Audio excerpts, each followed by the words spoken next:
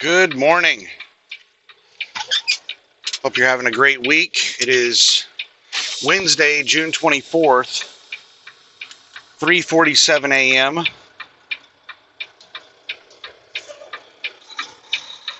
Central Daylight Time, local time here in Tallulah, Louisiana. I am at a TA Petro here in Tallulah. Just about to start driving. I got some tires changed here.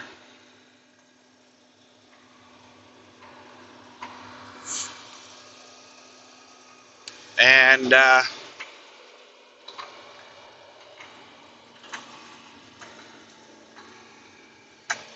me get out onto the road. We have a lot of creative parkers that are making it very difficult to move around the parking lot. These people are just parked in the middle of the damn roadway, like in front of fuel island pumps. It's just...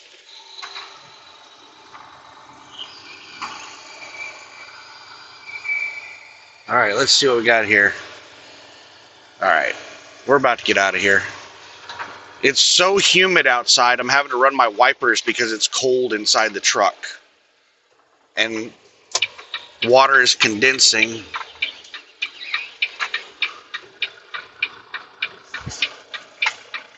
All right, so I need to make a left-hand turn, so every some bitch in town at 3:30 in the morning is going to be out here on the road at this intersection.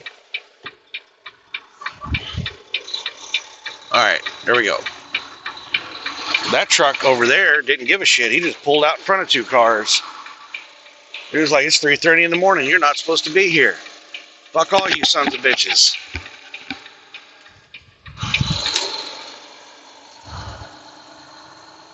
Once we get some air moving across the windshield, it shouldn't be that big of a deal. Use the right lane and take the I-20 east rail. In a quarter mile, merge onto I-20 east. I had a lot of issues getting the tire changed. Changing tires is like one of the most basic things the mechanics, diesel mechanics at least, learn to do. And this guy just screwed up on everything.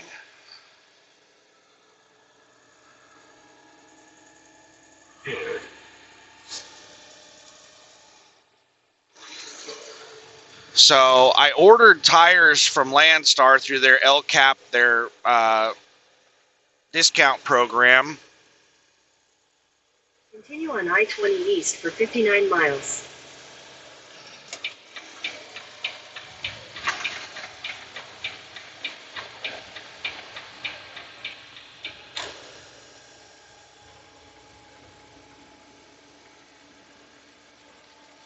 And those orders are only good for 10 days.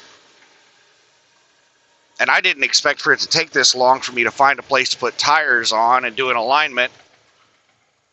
But almost none of these shops can do alignments.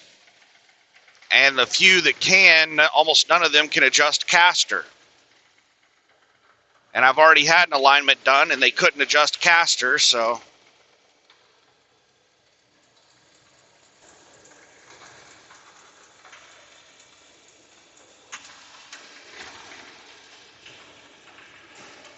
And this is some rough-ass road.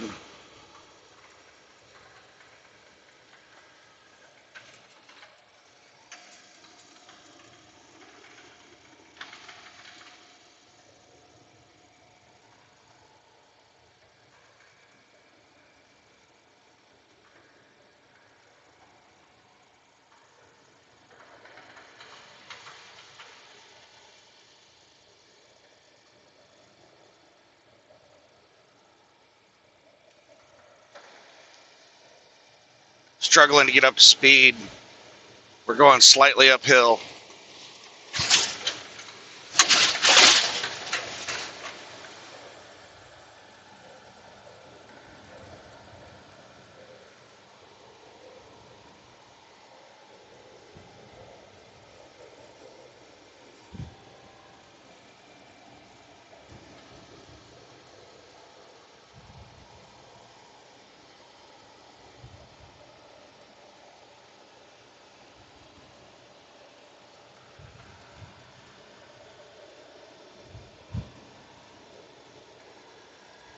Yay, we hit 70 finally.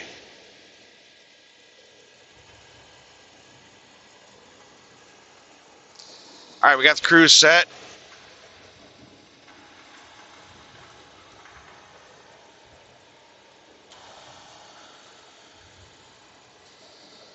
So what all issues do I have with the tire? First of all, the front desk people could not figure shit out. The people at the front desk, like one of them was really, she was nice, but she was really dumb.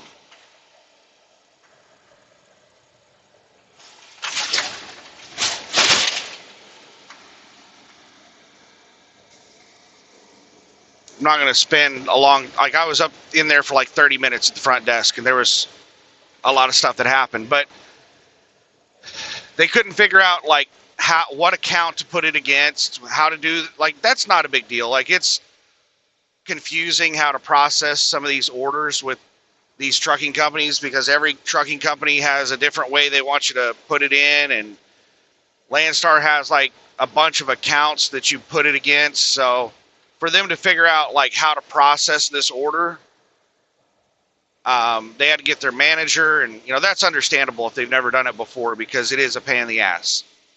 All right, is this guy going to the shoulder or is there an exit up there? I think they're going to the shoulder.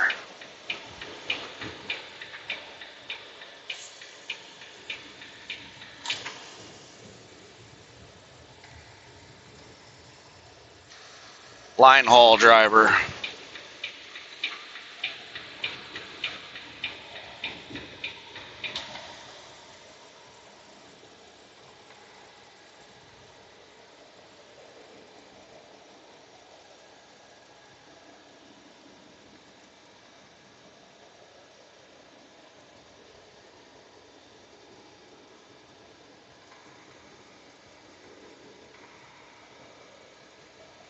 I can't tell if it's raining a little bit or if that's just condensation on the window. Looks like raindrops.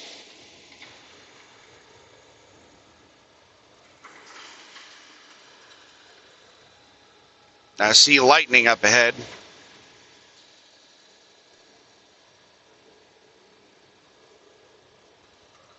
So anyway, the manager was telling her what to do, and the manager was telling her that she couldn't find the part number for the tires, and she couldn't figure out if they actually had the tires that I needed.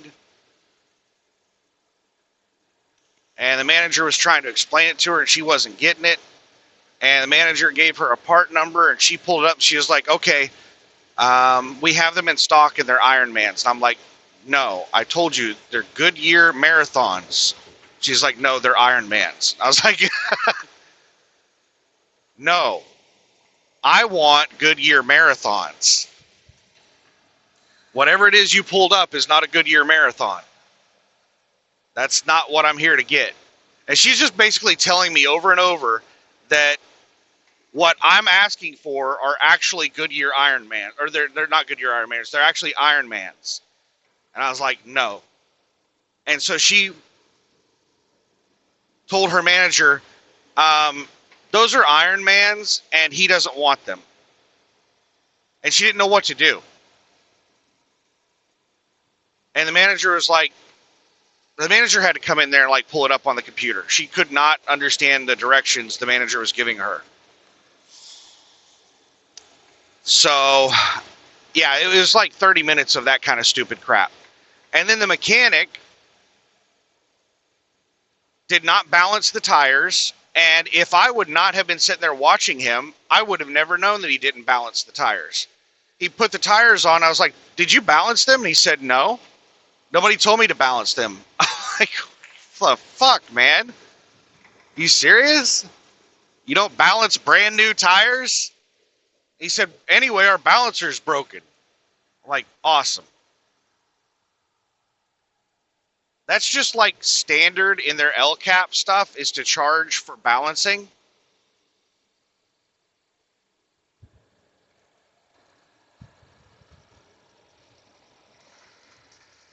So I'm going to like, I'll fight somebody over $15. So I'm gonna, whenever I get my itemized bill, if there's anything in there about balancing, I'm gonna fight with Landstar about it and be like, those sons of bitches didn't balance my tires. So yeah, had I not been there watching, I would have not known they didn't balance the damn tires.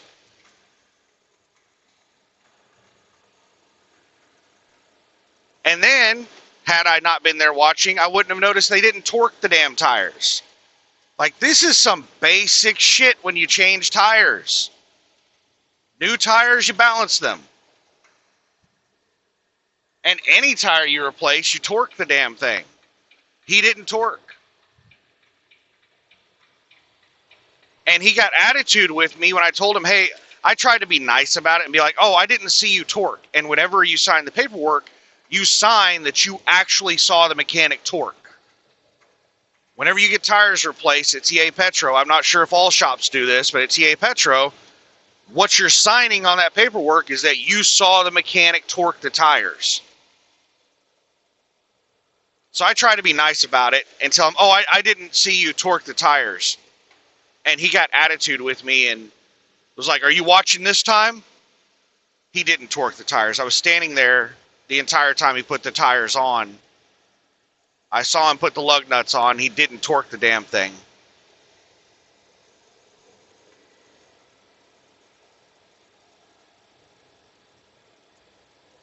But yeah, he got all kinds of attitude with me. Got these really shitty mechanics that think they're the greatest mechanics in the world. And if you question anything that they say or do, they get really defensive, confrontational, upset.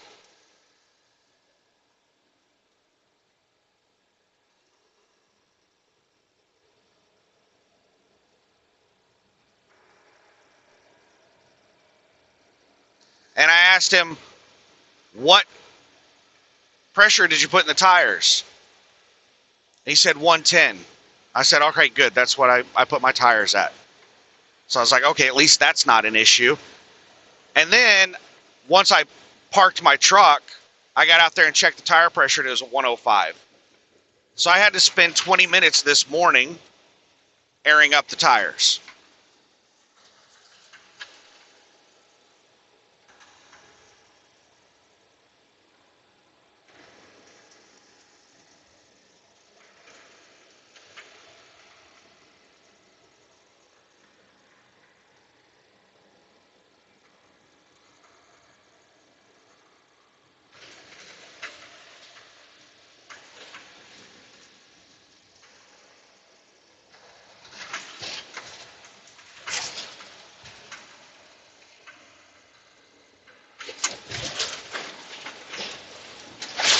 Fucking shit. Louisiana and their damn bridge connectors. Should be against the law to put speed bumps on a 70-mile-per-hour road. Damn. Some dude hitchhiking.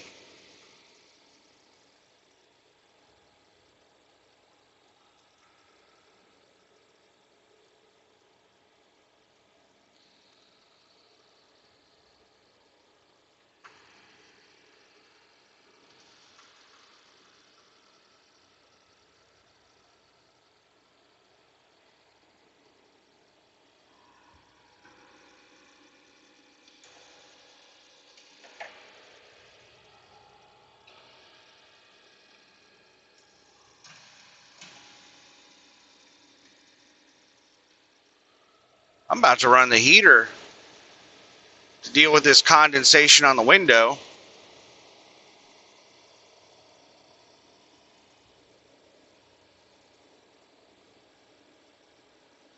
It's just so ridiculously humid. Like, this is an area that's normally humid, and there's a rainstorm right now.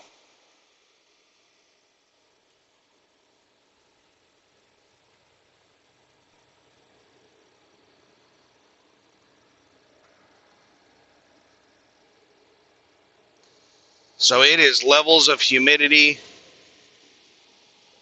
that are really high.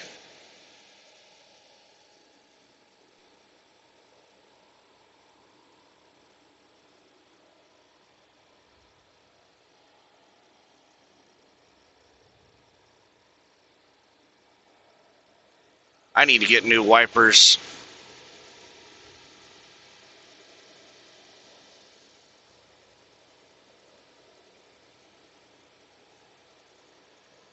I need to get a new cab air filter. I'm just not willing to spend truck stop prices on this shit. Truck stop, it'll cost me $50 for wiper blades.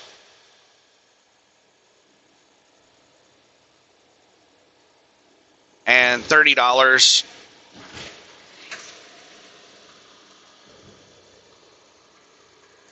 What are these flickering truck bypass way station? So they've just got everybody set to bypass.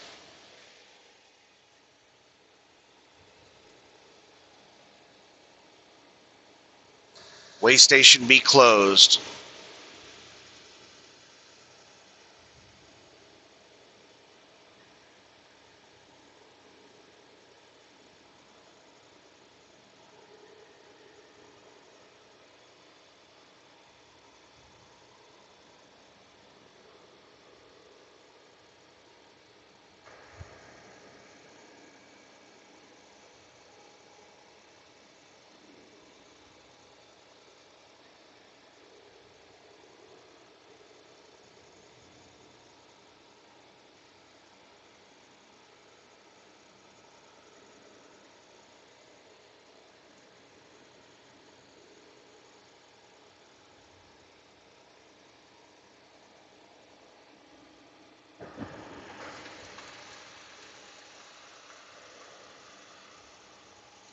But yeah, the cab air filters, I just saw them for sale at TA Petro. They had some right at the desk. $30 a piece. You can buy them for like $6, $7 online. If you buy them in bulk, you can get them for like $4. So TA Petro is probably getting them for like $2 or $3 a piece, and they're selling them for $30.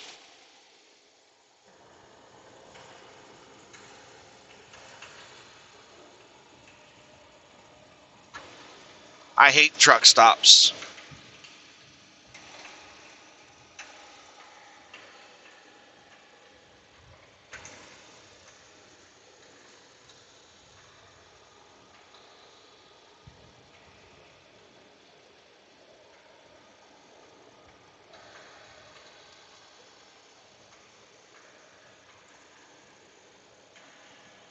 I think somebody should open up a truck stop chain that is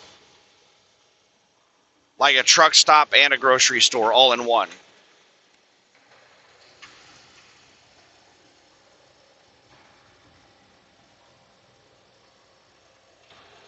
And one side has truck parking, the other side has car parking.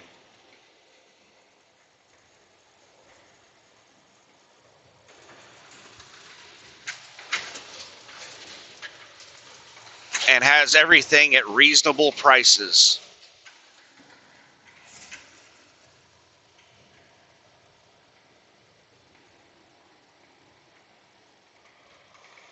Welcome to Mississippi.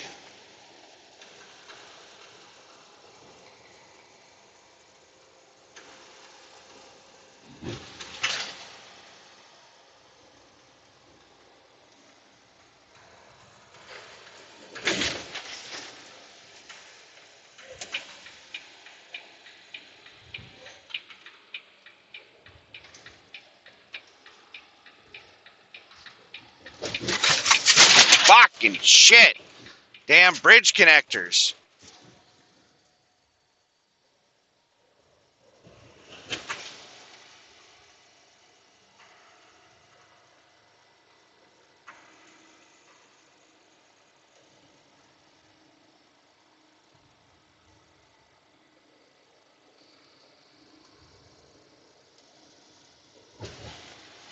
I don't know why that truck's going so slow. We're doing 60 right now. And I don't know why the speed limit dropped down to 60 in Mississippi.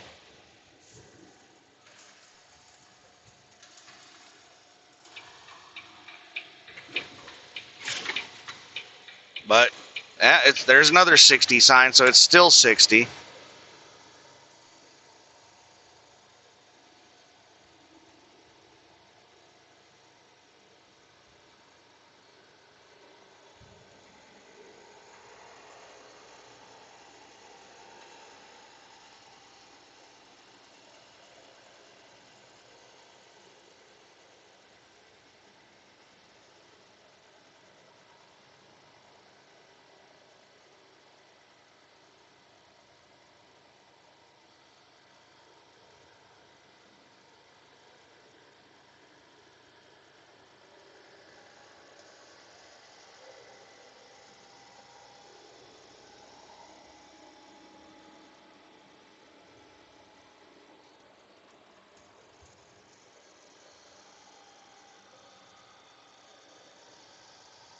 Another 60 sign.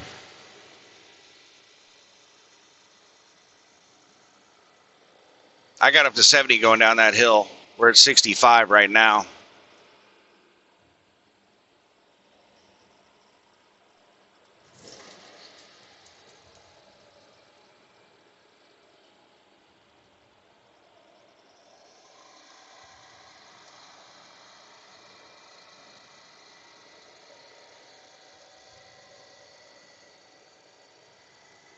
I really hate this trailer design where you cannot see any of the lights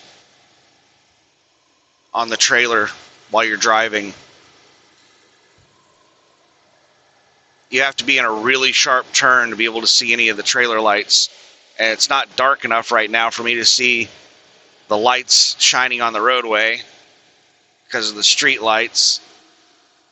And it makes me think that the lights are not on. So I'm sitting here double checking to make sure my lights are on.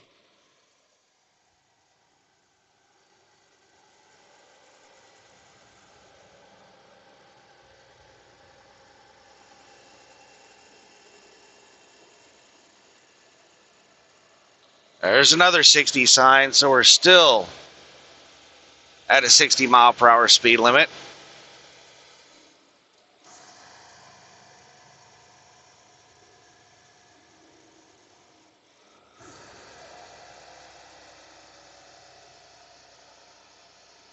No weight over 40,000 pounds, exit 4B.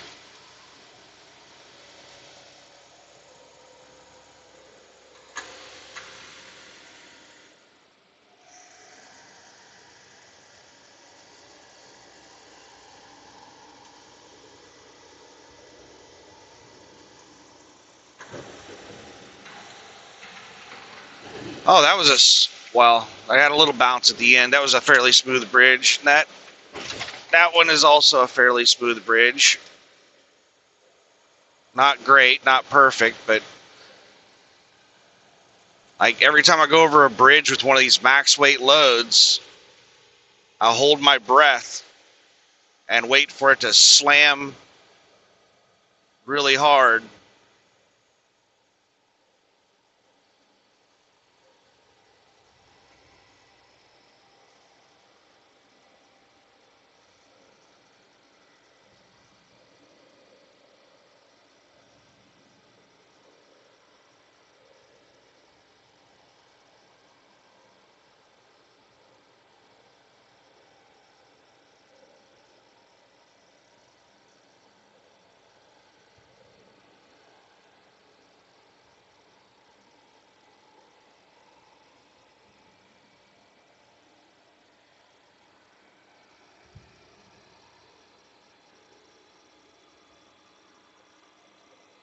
Oh, looks like we're out of town. Where's my 70 mile an hour speed limit sign?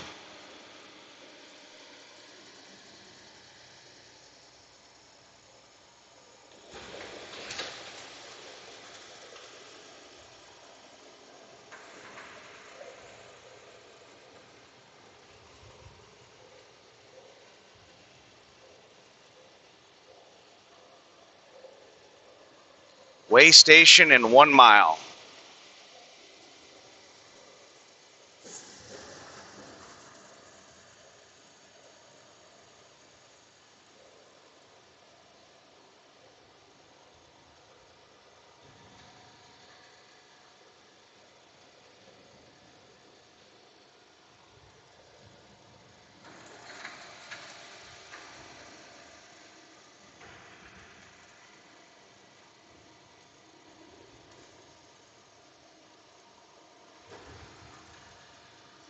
Google says it's gone up to 70, but I haven't noticed the sign. I must have missed it. And I'm only able to do 60 up this hill. Way station is open. And I'm not getting anything on my DriveWise. DriveWise didn't even tell me that there was a way station here. So no bypass or anything like that.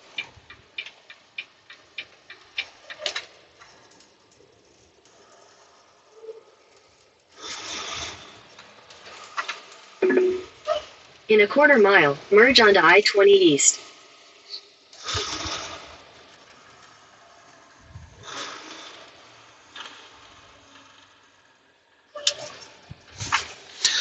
Dim lights. It says to dim your damn lights.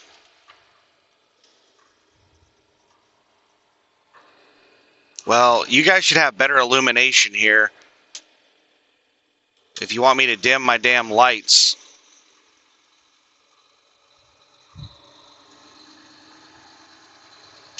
No overnight parking. Fuck you, Mississippi. What's going on with all these trucks bypassing the way station? Way station is open. It does not have a transponder. Maybe they have a different transponder system that doesn't work with DriveWise, and these guys are getting bypassed through some alternate system.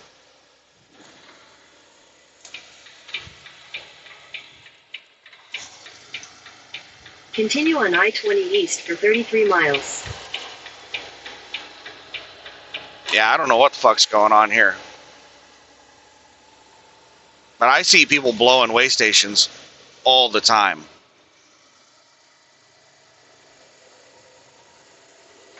Way stations that I don't have any kind of transponder or anything on. And they're open. And people just blowing right by them.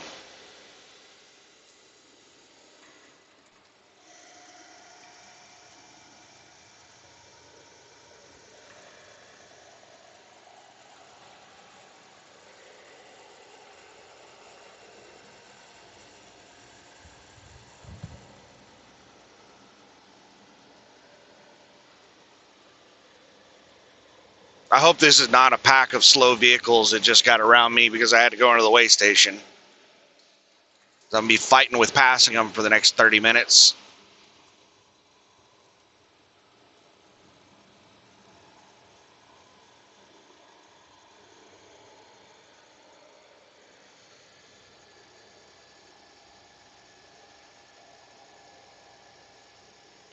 All right, so the plan for this drive shift, I'm only driving, I forget exactly how many miles. It's around 270 miles or so in this drive shift.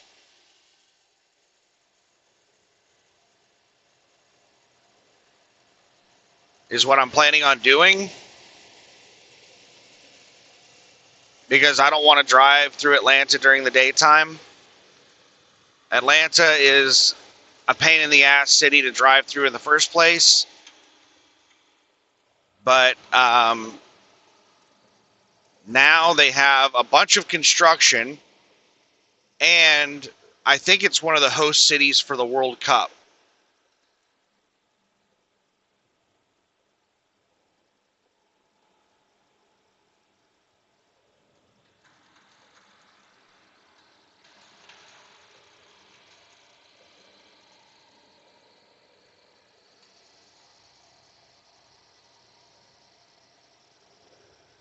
So I really don't want to drive through there during the day. I also don't want to drive through there at night because they have a bunch of single lane construction, which causes like several mile backups. There's just not a good time to drive through Atlanta, but I would prefer to go through there in the middle of the night.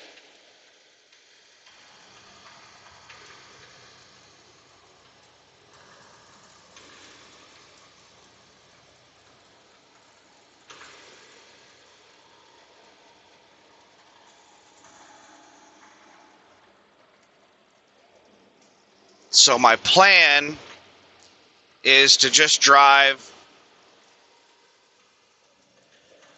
a couple hundred miles. This asshole with his brights on.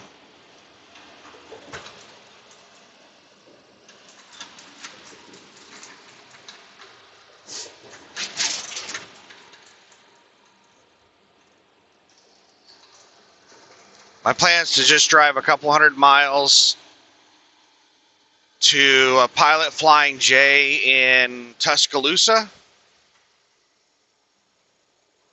top off fuel, get a shower, and just sit there and hang out all day long.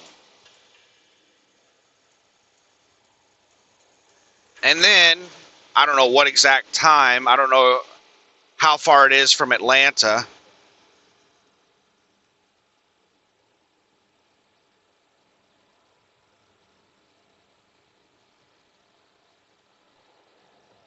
But at some point in the middle of the night,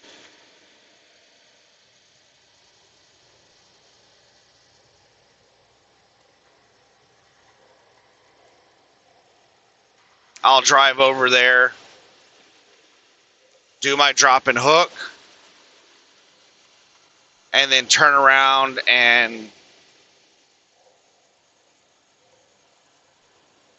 drive back through town and hopefully get to the other side of Atlanta in the same drive shift.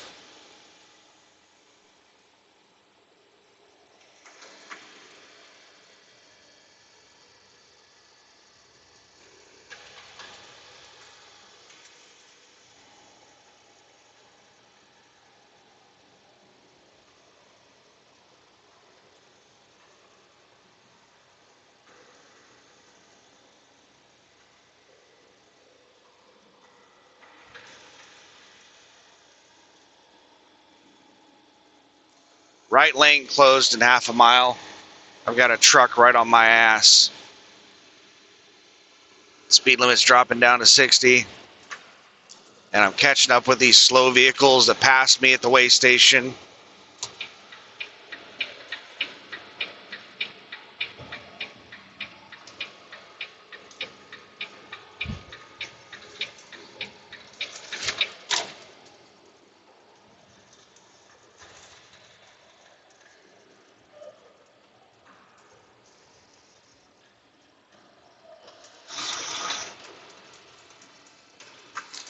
They're slamming on their brakes. Are they exiting for Loves? What's going on? Why are we slowing down to 45? The speed limit is 60. I hate people who do this shit in single lane.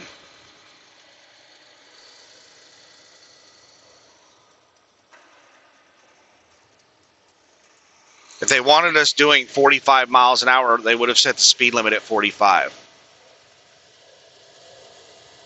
Oh, now they're taking off like a bat out of hell. Because now we can pass them.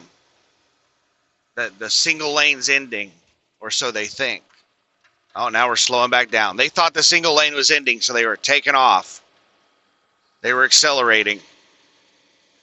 Fucking hate people who do this shit.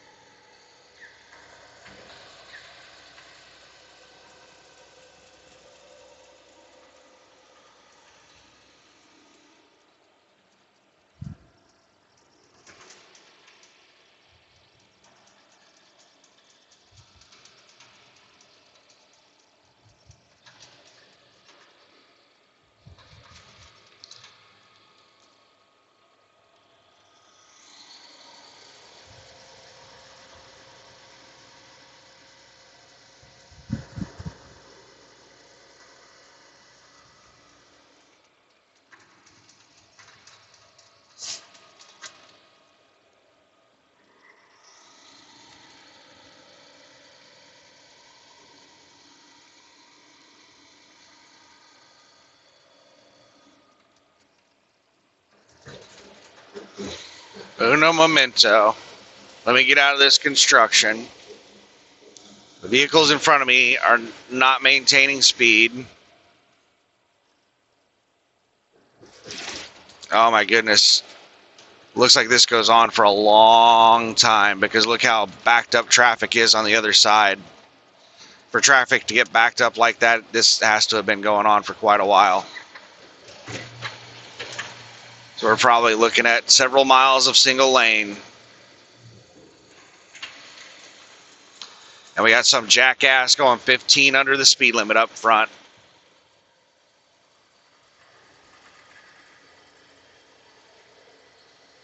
All right, they're starting to realize that this is a really long single lane and they're speeding up.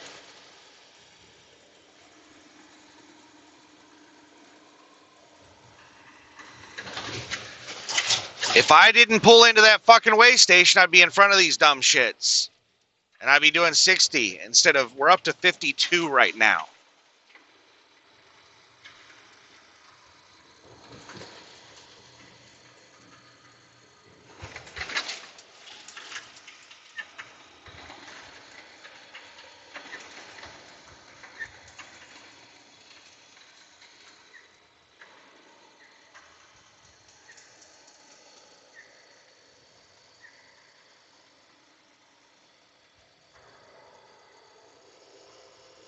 Oh, is that the end of it already? That's the end of it. And now we're going uphill.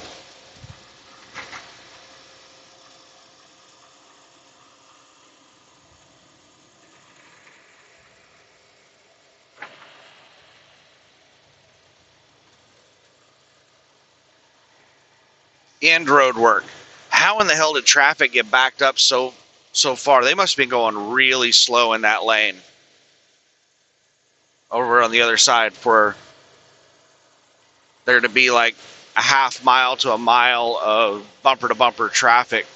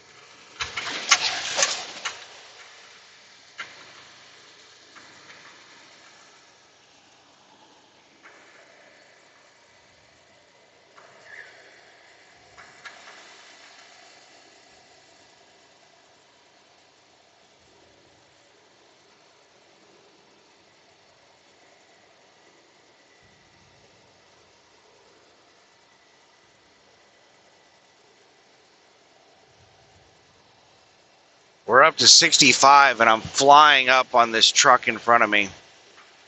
We're still going uphill. Got a damn four-wheeler coming up on me. It's going to be right alongside me just as I get to the back of this fucking truck. Come on, jackass. This stupid asshole has their fucking brights on, too. I should have just pulled out in front of him.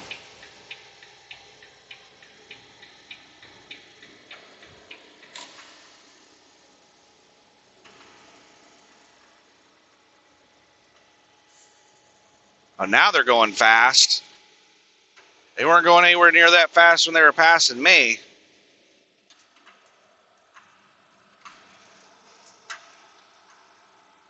They were moving pretty good, but not that good.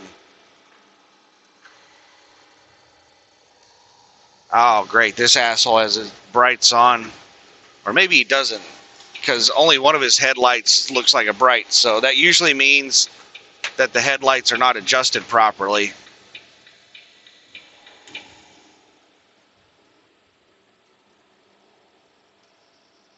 One headlight is shining up in the air instead of pointed at the ground.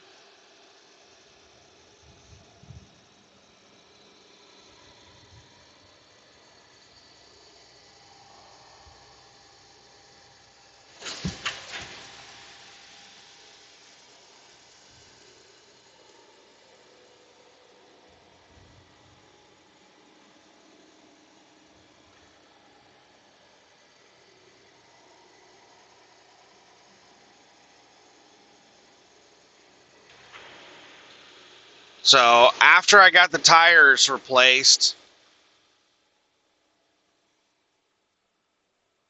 I just sat there until I started driving. What was it, 3:45 a.m.? Well, it was closer to around 3:30 a.m. Might have been earlier than that, because I spent like 20 minutes airing up the tires before I started the video.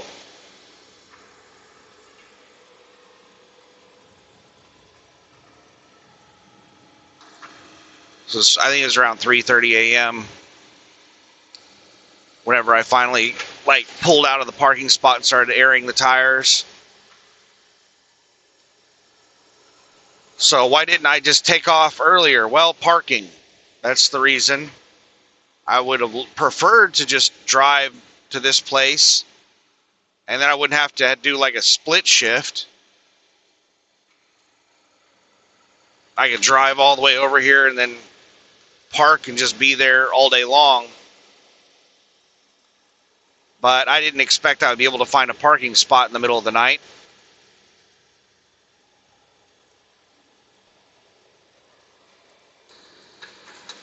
So I decided to just stay there.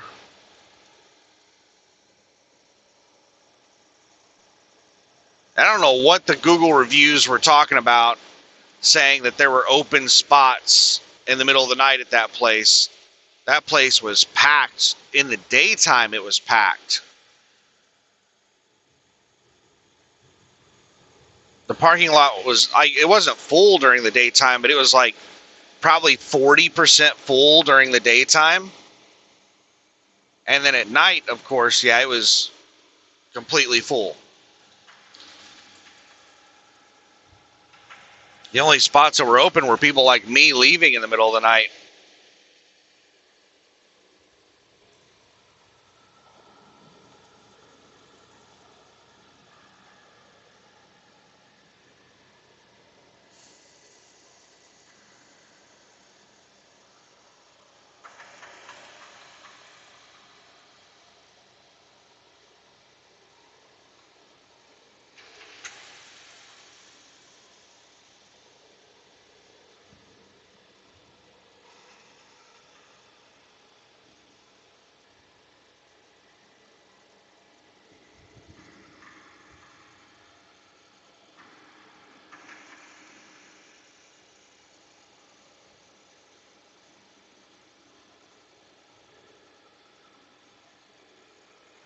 But yeah, I wanted to wait until around 3 a.m. or later to drive.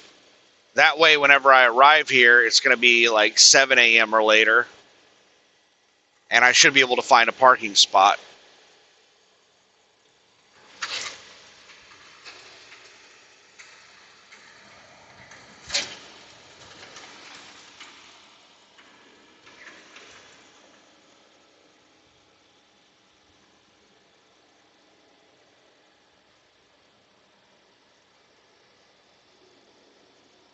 And then I'll hang out there all day, and then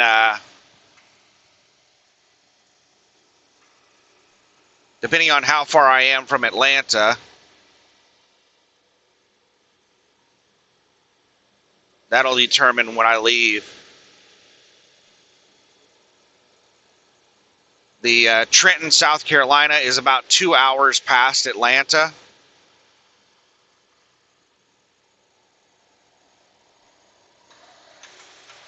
Let me sit here and think about this. It's 830 total miles.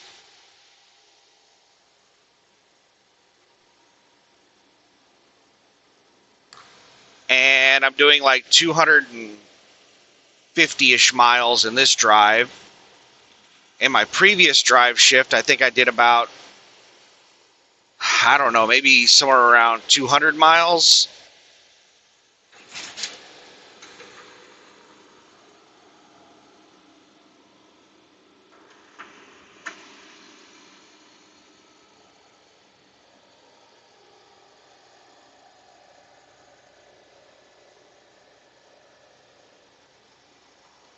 So that should leave somewhere around ballpark 400 and just a second here.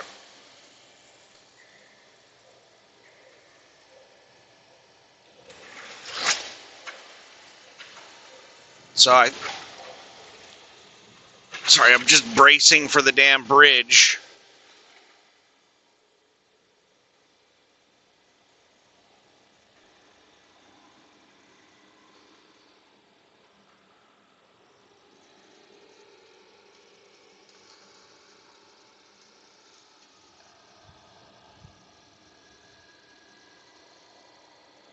And I think I know why the window's condensing so bad. Is because even though I have the fan set to blow from the front vents, it's still blowing a little bit out of the defrost. So there's air conditioning coming out of the defrost. It's cooling the window.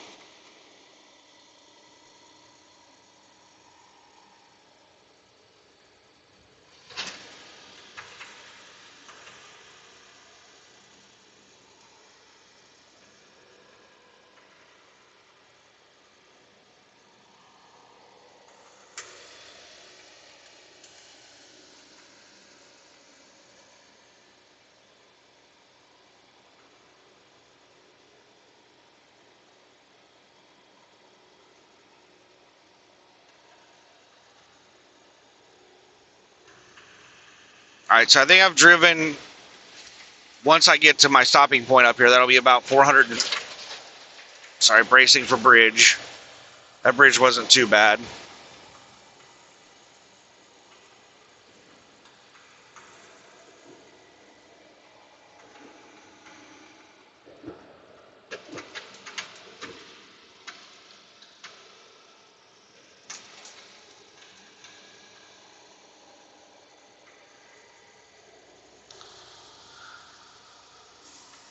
$450, that'll leave what, 380 miles?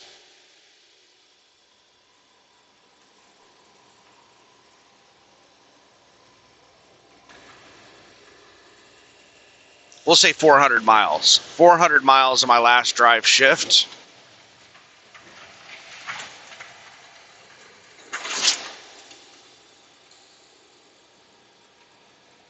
So that will be enough to get me to the delivery location, and then I should be able to drive about 200 miles after the delivery, depending on how much drive time I burn up on the delivery. But this place is pretty easy to get in and out of, so it shouldn't be that big of a deal.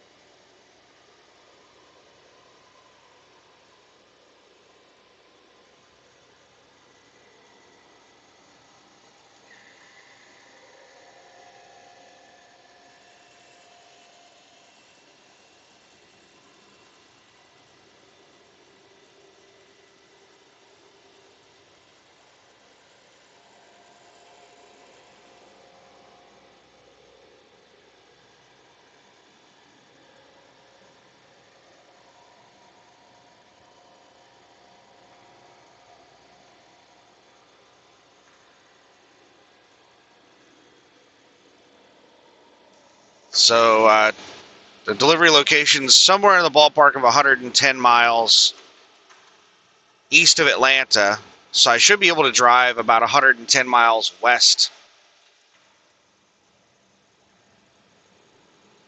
of Atlanta after the delivery.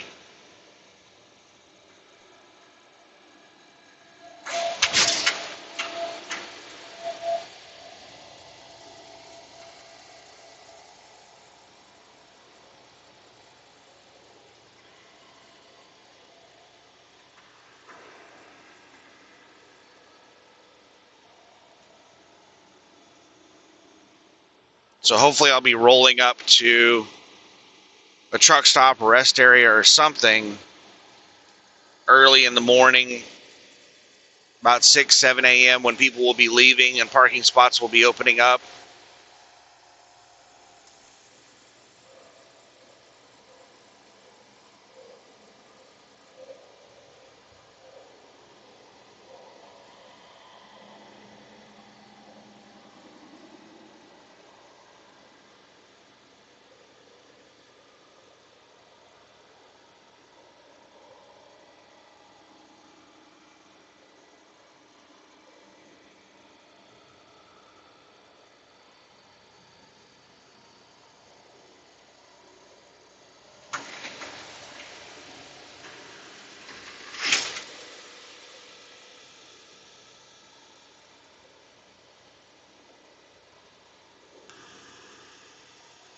while I was sitting there waiting on them to finish up the tires,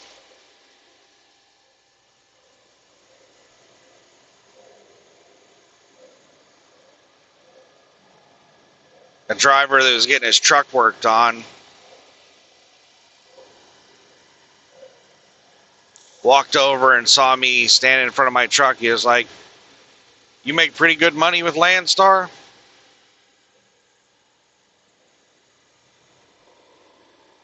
I said, it's decent, but it seems like every penny I make goes right back into the truck.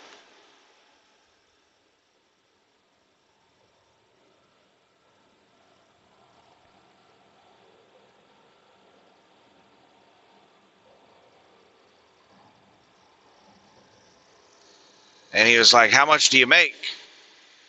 Which, for people who may be listening to this who do not live in the United States, I don't know about other countries, but in the United States, it is considered extremely rude to ask someone how much money they make. Because we have like a caste system or a hierarchy in the United States. Whether people want to admit it or not,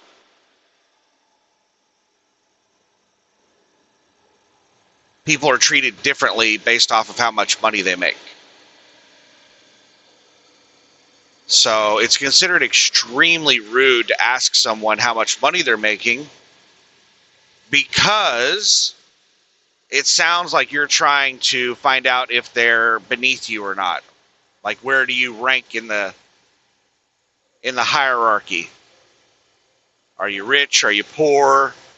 Are you upper middle class, lower middle class? Where are you at in the hierarchy? But some professions, it's considered okay. It's not like, even though in general in the United States it's considered rude to ask someone how much money they make, there are some professions where it is okay to ask that question. Like trucking is one of those professions where it's not considered rude to ask someone how much money they make. But there's a lot of employers in the United States that have company policies where you're not allowed to talk about how much money you make. And they use the excuse that it is to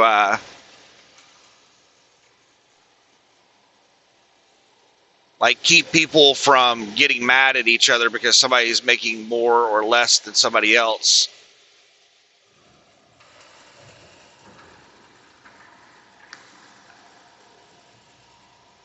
But really, it's so the company can screw people over. It gives the company an advantage when the employees don't know what everybody's getting paid. Because if you know what everybody's being paid at the company, then you know what the pay ranges are. And you know where you're at on the pay range. And then when they're in there negotiating a salary with you and they're like, "Oh, well, we've already got you at the top of the pay scale. I can't pay you anymore." They'll tell you shit like that. And if you know what the pay scale is, then you can call their bluff on that. Because they'll lie to you about stuff like that.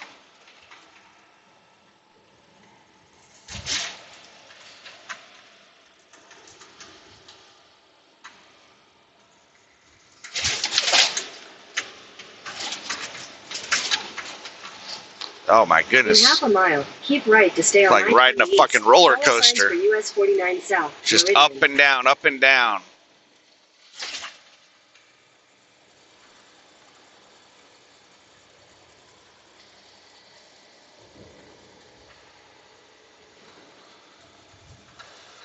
Keep right to stay on I-20 East.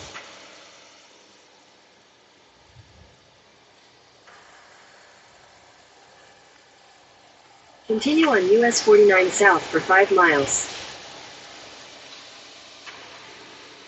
Should be driving through Jackson any second.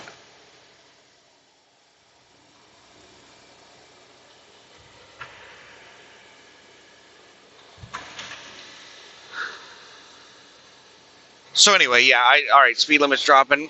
I didn't take offense to the question. It's something that happens to Landstar drivers all the time. Landstar has a reputation of being a place where you can make a lot of money. I'm sure that Walmart and UPS drivers have people walk up to them all the time asking them how much money they make as well. Because Walmart and UPS has a reputation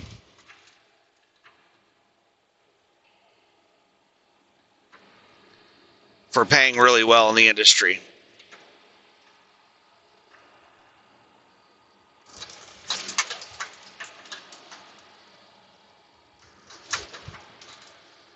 Yeah, we're in Jackson now. Got slow ass four-wheelers out here.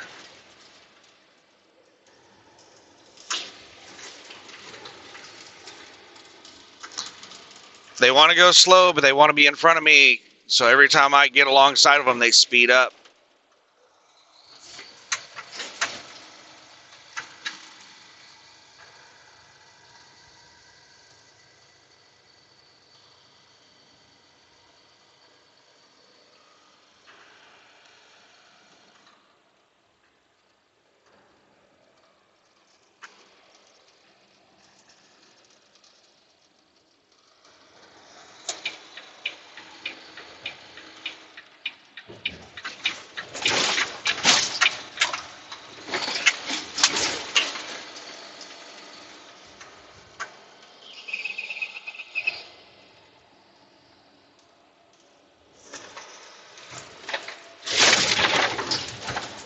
So he was asking me how much money I made, and I was like, I made pretty good money. You know, it's decent, but it all goes right back into the truck. And then he, like, talked to me like I'm retarded or something.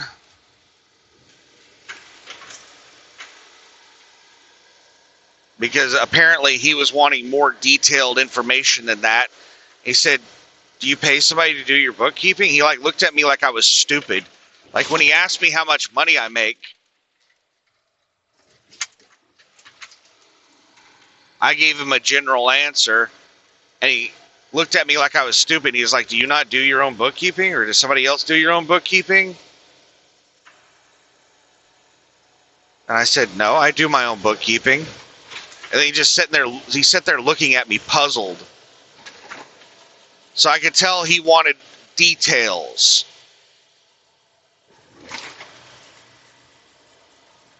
So I told him I'm on a dedicated run, and it pays $3.10 a mile on the full rate. I said I'm making $2.38 a mile gross on the dedicated run. I said it pays $3.10 a mile on the full rate, $2.40 line haul. I get 70% of that. 70 cents a mile fuel surcharge. I get 100% of that, and that comes out to $2.38 a mile. That's what I'm making gross to the truck.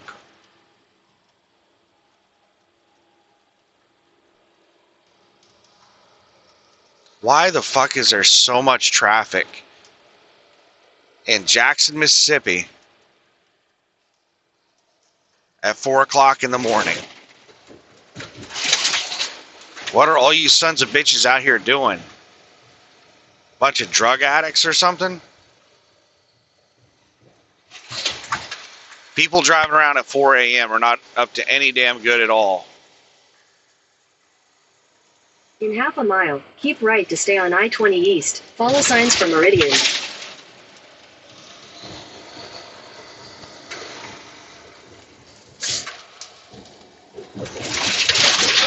These fucking bridge connectors, man. Mississippi is as bad as Louisiana.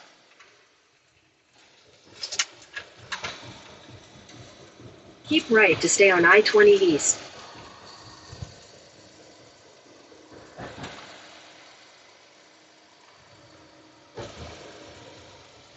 Continue on I-20 East for 184 miles.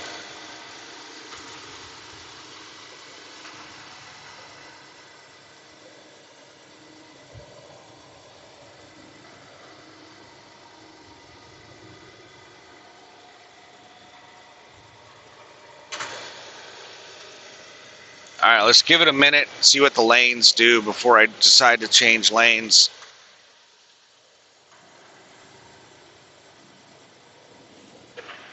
We're just going to hang out in the left lane for a minute. There's nobody behind me for about a half mile.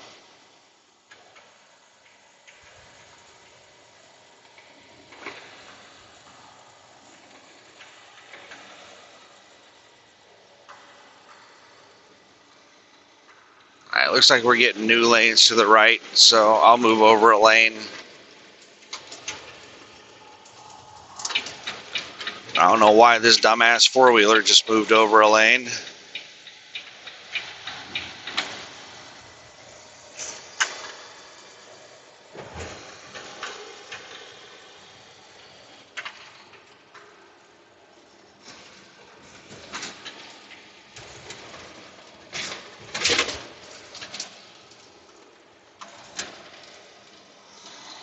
Ooh, the windshield's clearing up. The temperature increased by 2 degrees. Maybe the windshield warmed up enough with that temperature increase. Alright, I'm going to move over to the right, past this car in the lane that it just went out of. Like, I don't know why it left that damn lane. Son of a bitch. Okay, no, never mind. That's a new lane. Like, as soon as I get over in the right lane, it goes exit only. But no, it didn't.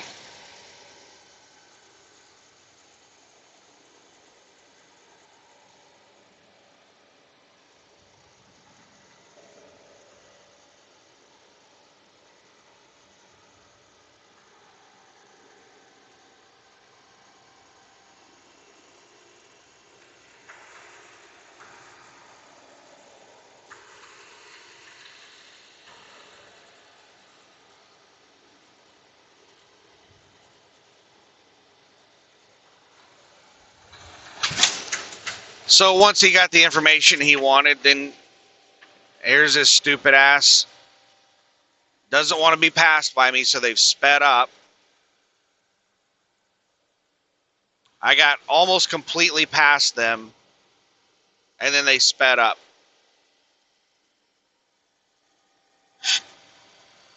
I fucking hate people. Now they've slowed back down. I hate people who do this shit. They want to go slower than me, but they don't want to be behind me, so they just stay in front of me speed matching me. Alright, speed limit just went up to 70 from 60. But we're going uphill, so we can't accelerate.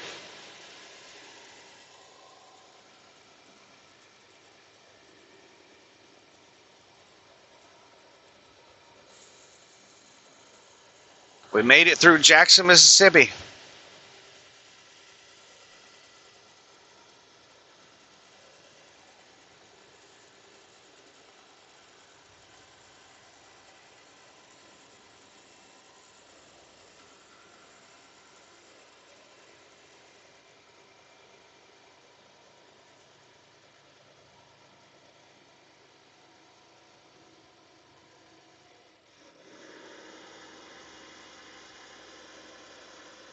$180 miles to Tuscaloosa. The Pilot Flying J that I'm headed toward.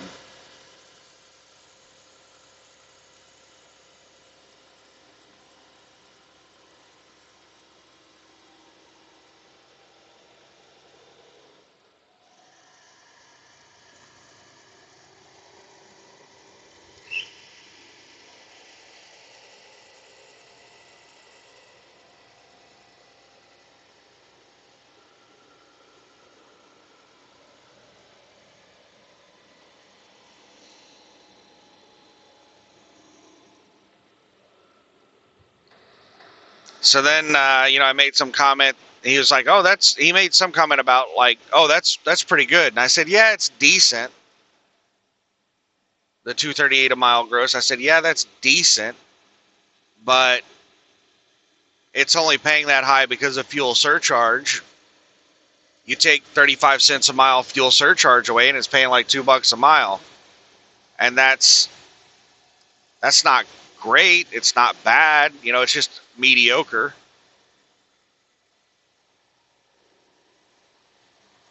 but the consistency makes it good.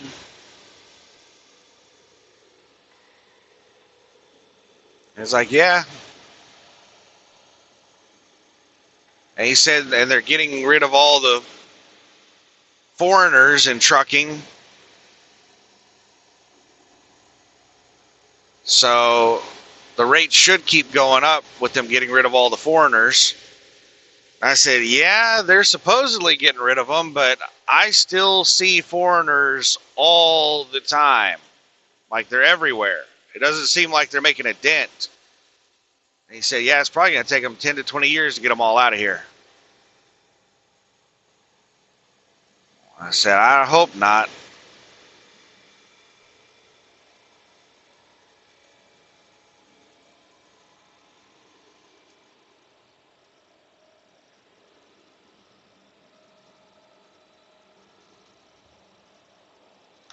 Right lane, exit only, up ahead.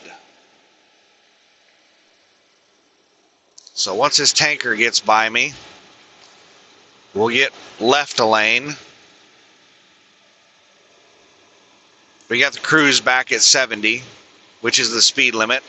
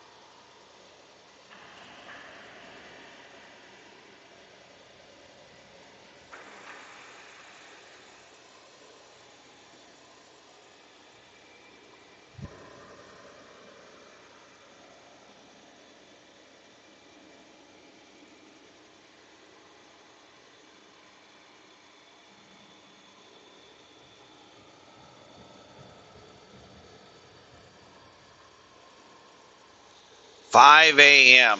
Shit, I forgot about the time zone change. Shouldn't be hitting that today.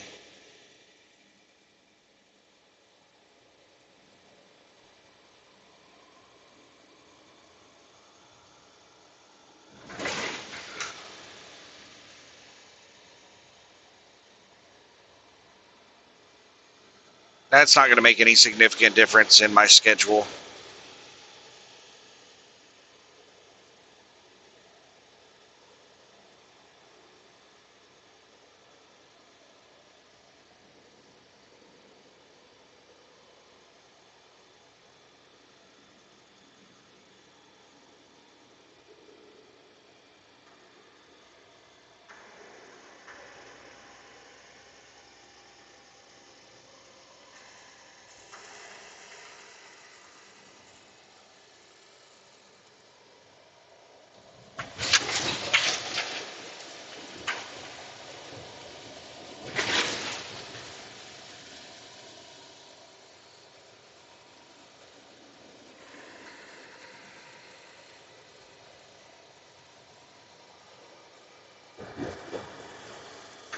All right, what's going on with this tanker?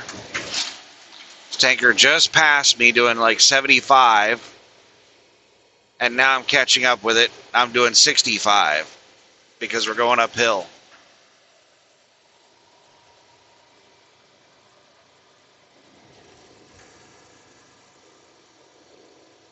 I hate it when people pass me and then slow down in front of me.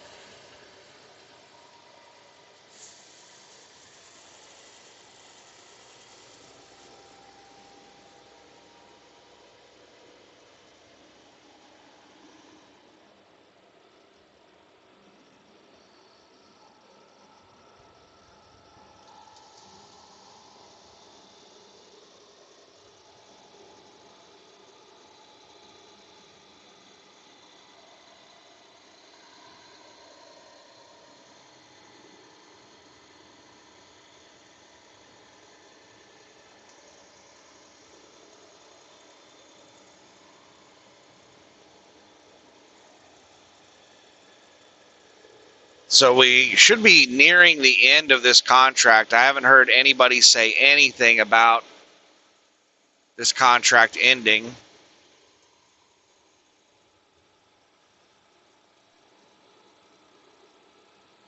I don't know if they're going to give me any heads up or just tell me contract's over and just leave me stranded wherever the hell I'm at, or if they're going to try to get me back to my house.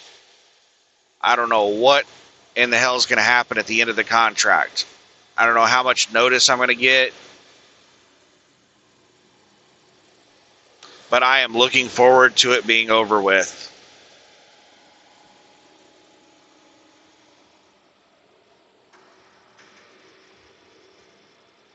Oh shit. I thought that truck was on the off-ramp, but they're in the median. It's a dangerous place to pull over.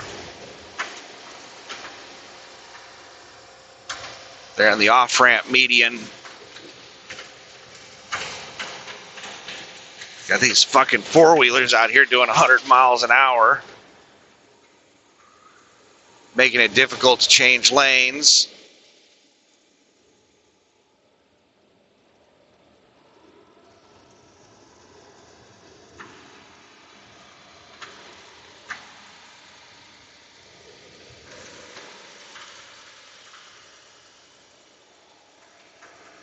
This tanker in front of me is pissing me off. Every time we hit a turn, they slow way down.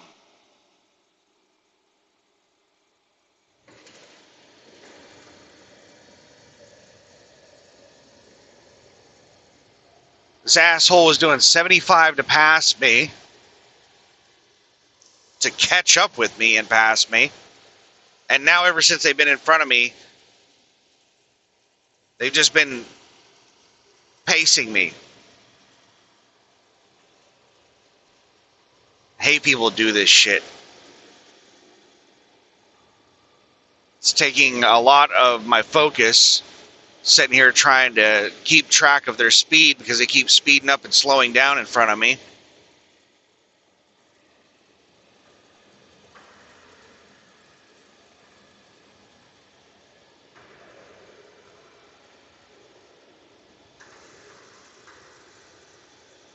And it looks like the damn sun is coming up already. 5 a.m.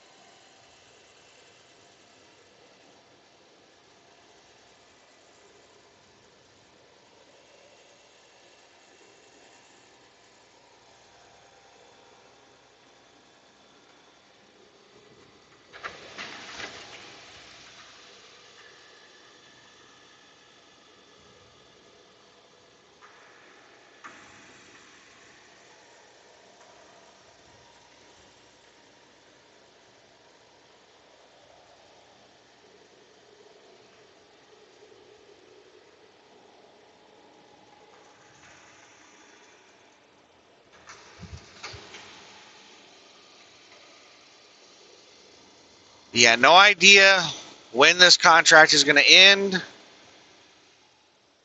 but I'm looking forward to it.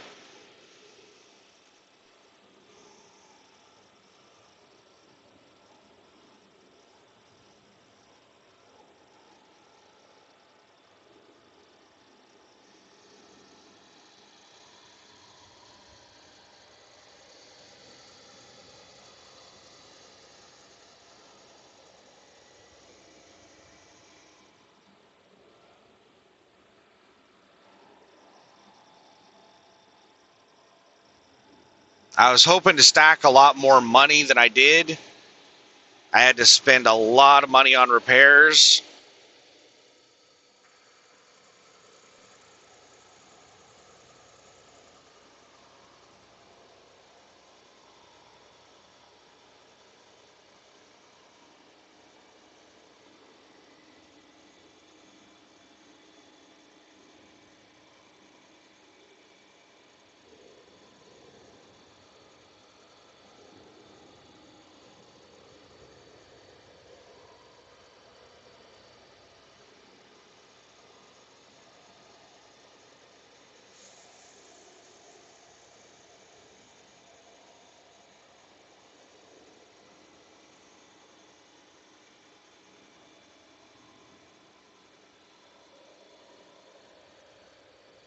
But it's good to get all that done on the truck.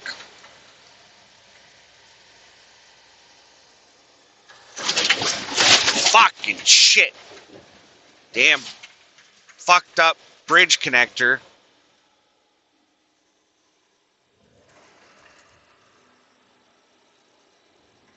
Oh, I'm really looking forward to not hauling max weight loads. I cannot stand hauling max weight loads.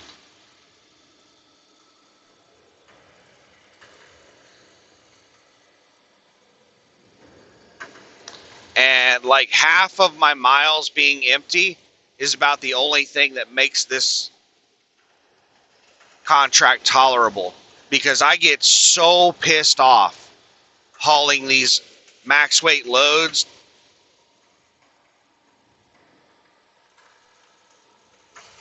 And then I haul empty, and I'm able to calm down. I'm able to forget how much it sucks to haul a max weight load and go over these fucking speed bumps at 70 miles an hour with a max weight load and your suspension slamming down.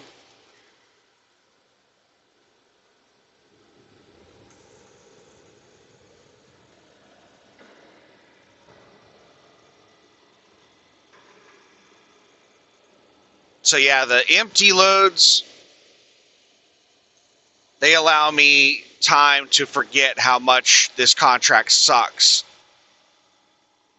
But whenever they give me like loaded loads, one after another, I'm supposed to do like half my miles empty, but I'll get into these situations where like the last 3 loads I did, I had no empty miles. So I picked up a load in like Addis, Louisiana, took it to Lawton, picked up another preloaded trailer in Lawton, took that to Texarkana, and then in Texarkana I grabbed another loaded trailer and I'm taking it to Trenton, South Carolina. So my last 3 loads, no empty miles, all loaded. 40 plus 1,000-pound loads. So I'm getting a little on edge right now hauling this max weight shit.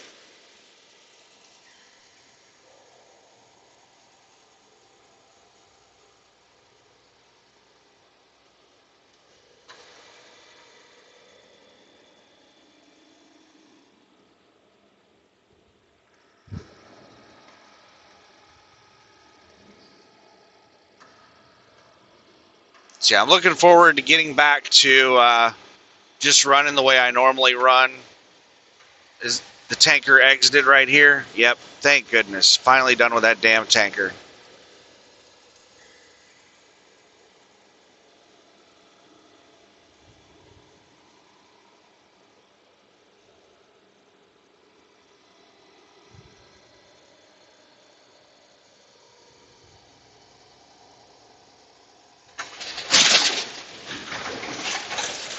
Fucking rough ass bridges.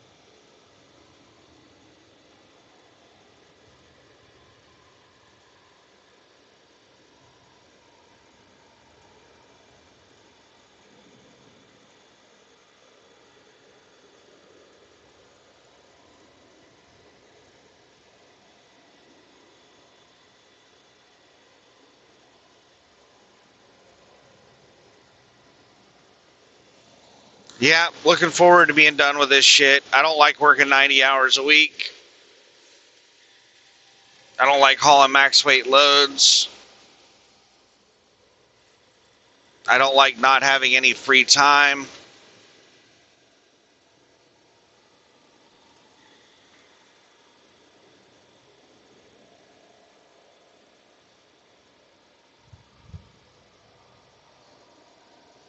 And these people with their brights on, it's much worse with this condensation on the window. Their bright lights are reflecting off that condensation and making it way worse than normal.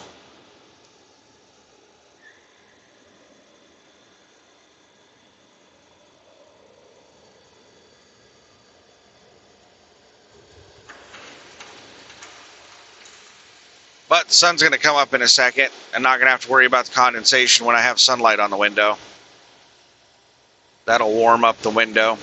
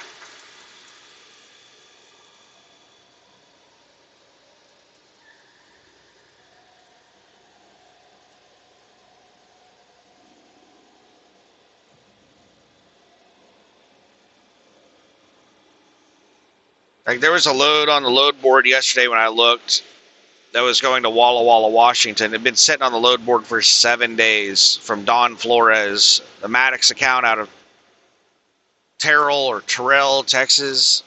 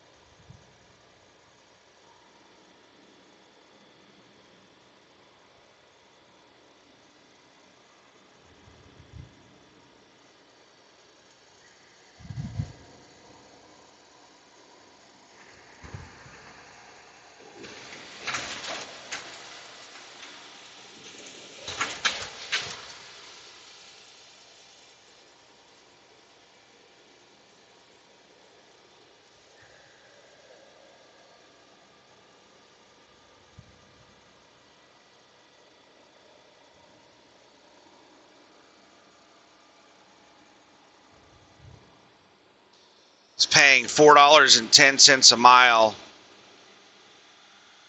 It was somewhere in the ballpark of like $8,600, I think. It was over $8,000 on the full rate. Can't remember the exact amount. And I would get probably somewhere around 70% of that load. With how high fuel surcharge is, it'd probably be closer to like 73%, maybe 75%.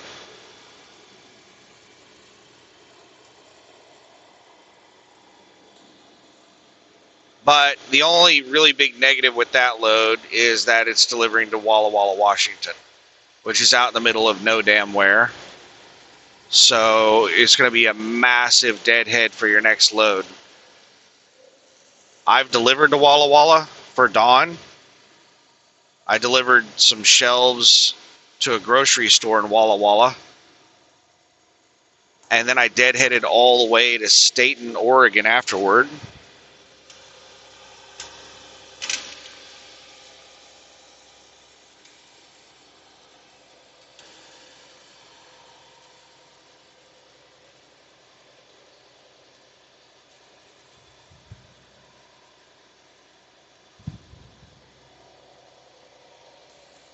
and Staten, Oregon from Walla Walla. That is a long drive. That's probably like 300 miles.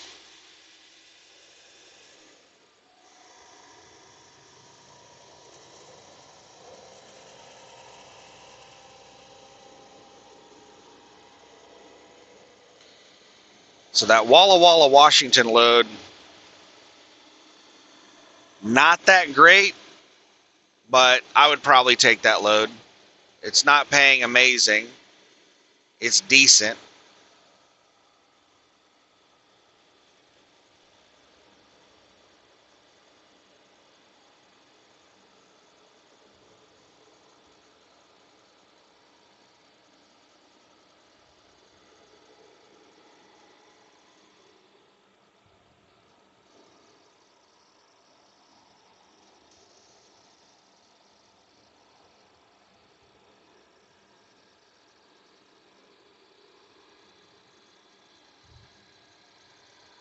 Because I think that load normally pays close to $4 a mile, like $3.50 to $3.80 a mile, somewhere in that area. Because it's out in the middle of no damn where.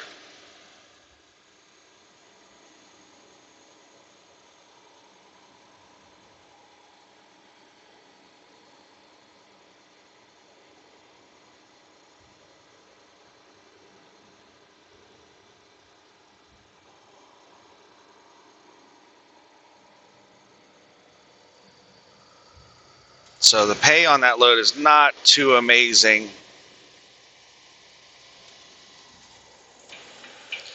For how high fuel prices are.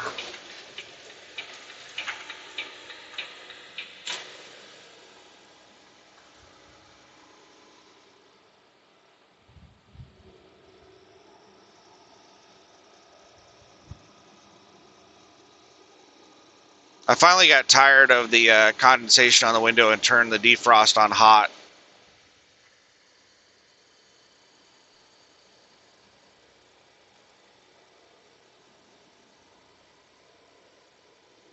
And it has cleared up the condensation.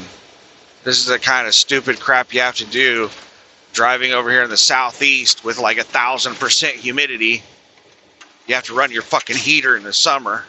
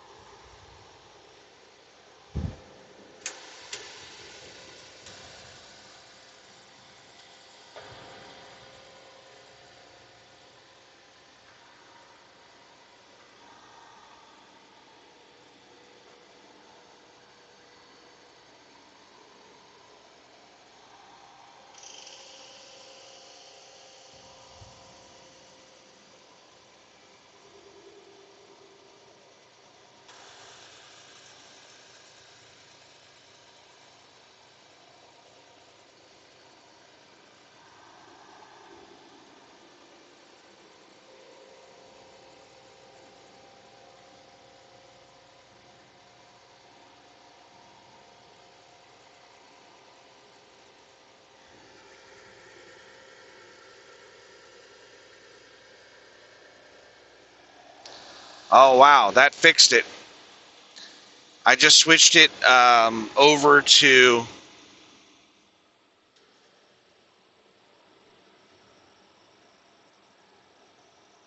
back over to blowing out of the front vents, and I heard some kind of like popping sound, and now the front vents are blowing like a normal amount of air, and there's nothing coming out of the defrost.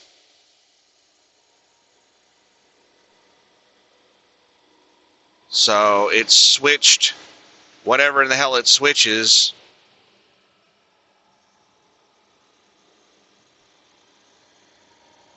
I guess having the hot air in the vents maybe allowed it to move better or something. I don't know what the hell's going on.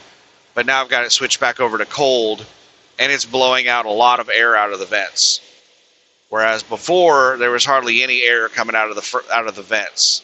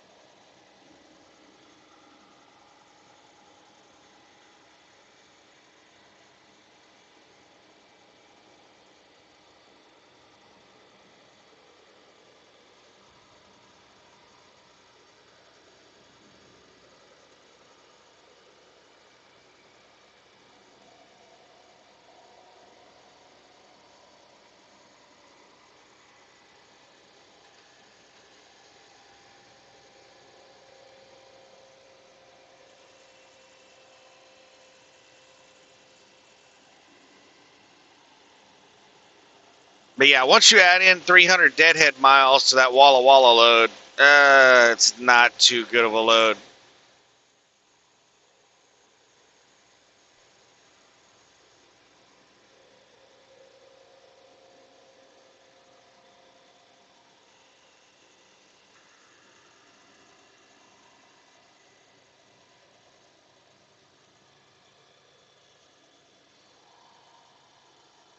It's paying like $3 a mile if you were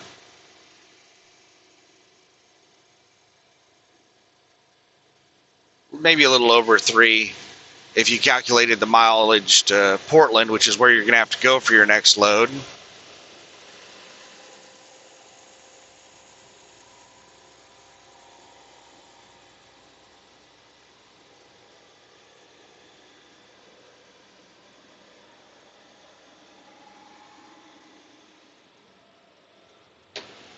Good Lord. I don't know if that was a bug or a bird just shit on my window. There is a huge splat. Luckily, it's in the center of the window, not over here on the left where I'm looking out of the window. Otherwise, I'd have to like pull over and clean that off.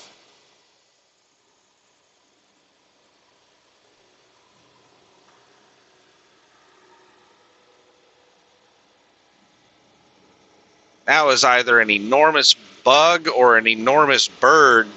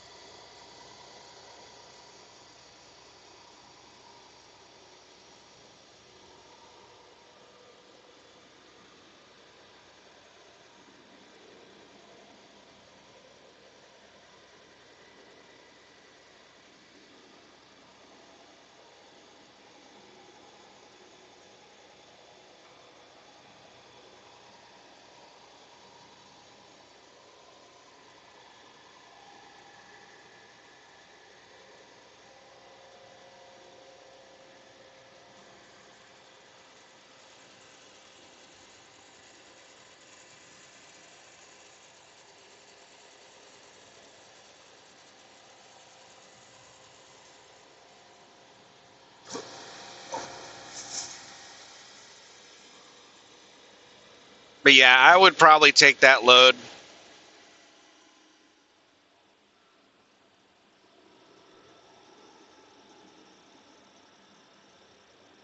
I'm looking forward to things going back to normal.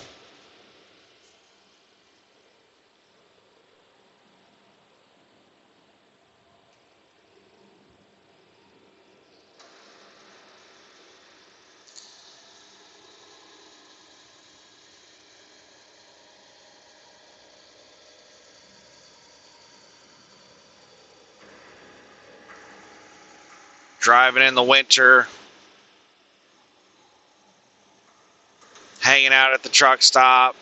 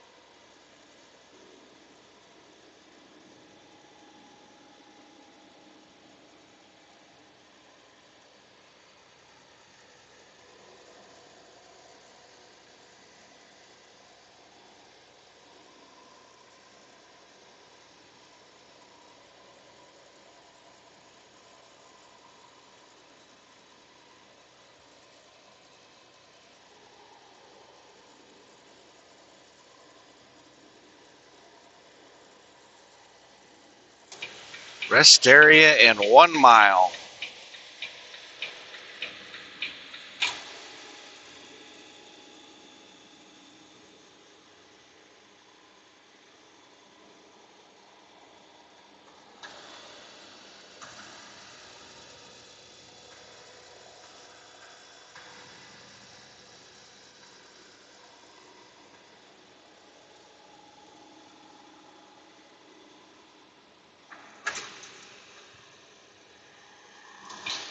I wonder if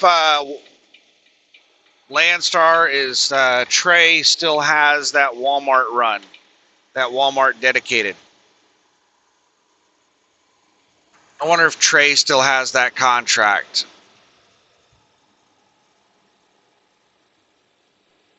What is that red flashing light? Is there somebody riding a bicycle down the shoulder? I'm gonna move over. I don't know what in the shit that is.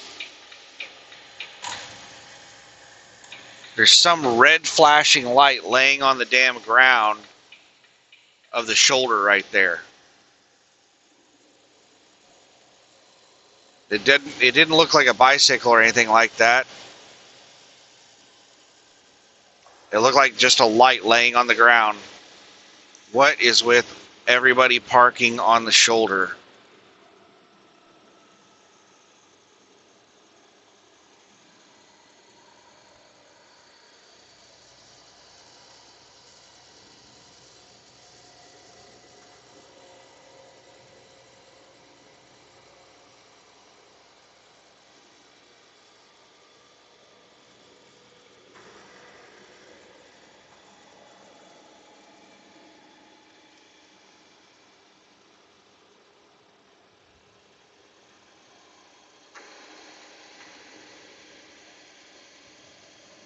Starting to sprinkle a little bit.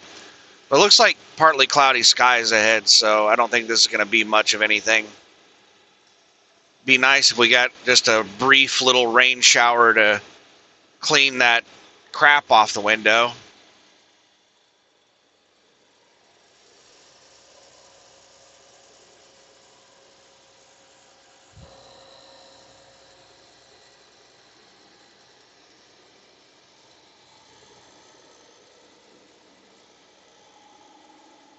I'm gonna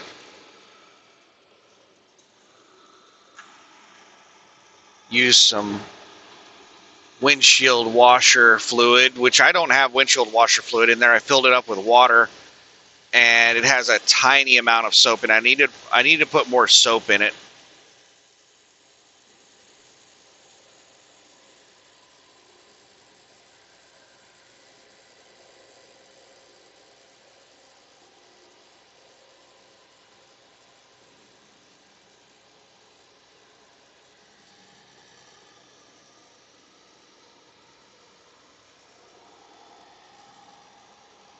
But that got the crap off the window.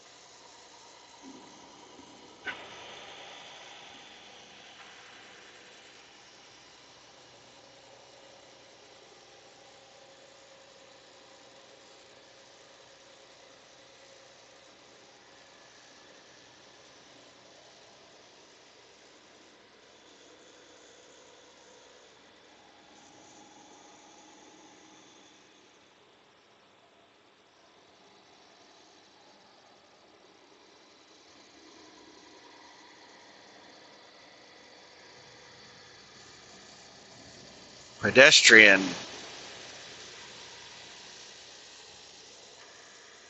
Okay, that was weird.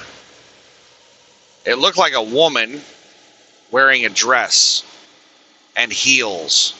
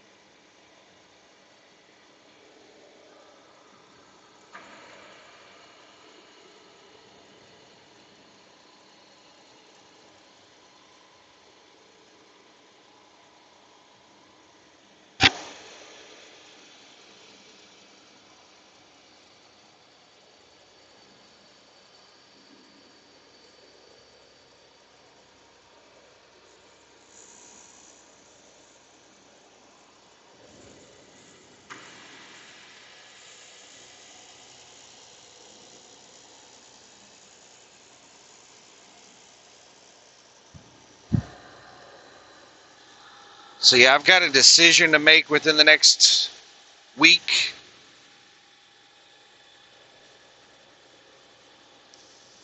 Am I going to get a DOT inspection done out here over the road? Or am I going to ask them to get me to the house? Am I going to take like a week off at home and get everything fixed on the truck? Some of you are probably sitting there thinking, yeah, go ahead and go home. Just take a week off. You've been out here for a month and a half. It'll be a month and a half. It'll be close to 2 months that I've been on this contract.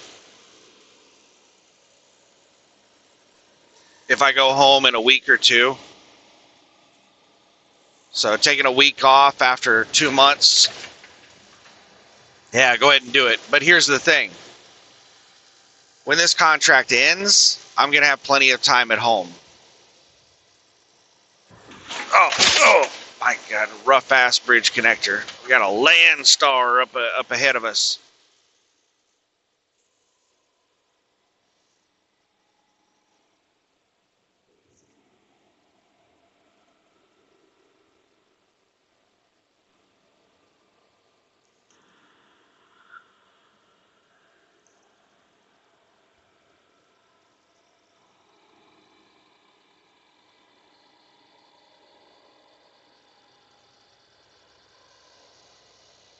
I got a four-wheeler coming up the on-ramp, and I'm catching up with Landstar.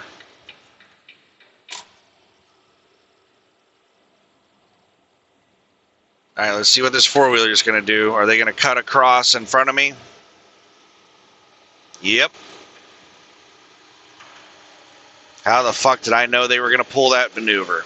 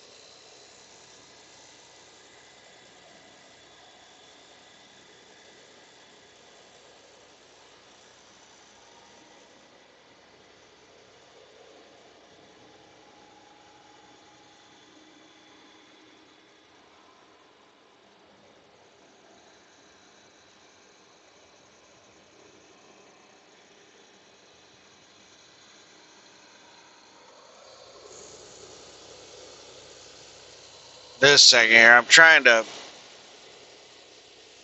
I've got a truck that caught up with me from behind, and I've caught up with a truck in front of me. And I'm trying to, fucking shit, these damn bridge connections. These fucking idiots, man. Can you not line up a road and a bridge? 70-mile-per-hour speed bumps are not cool.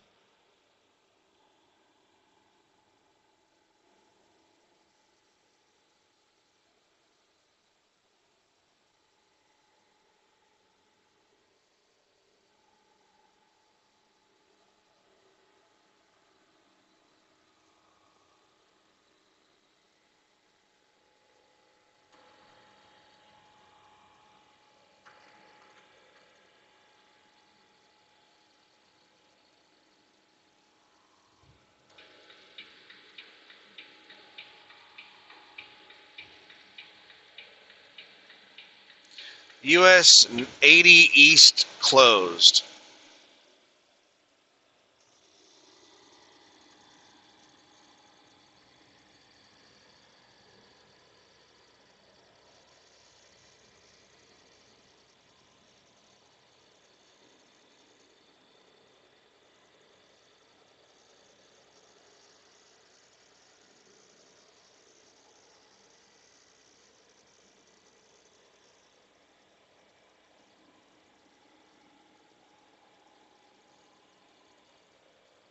$123 miles. Whenever I get here, I need to deal with bills. I need to figure out if I'm going to pay off the credit card. It's got like $3,000 on it right now. I think I'm going to pay the whole thing off. And I need to pay my car insurance, which is $1,000. I need to get my 2290, which is like $600.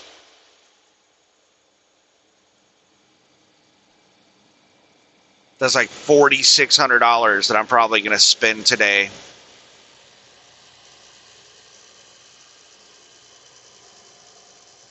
I went into the truck stop while I was getting the tires replaced. I was going to grab something to eat.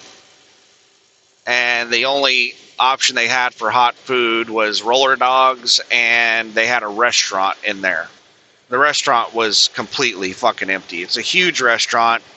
Can seat a lot of people. Why is this jackass parked in the median? Should be on the damn off-ramp, you dumb shit.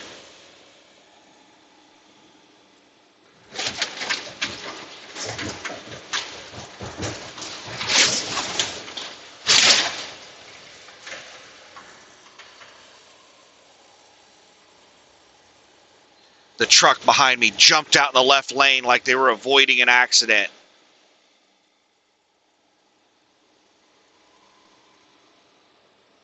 With that truck in the median.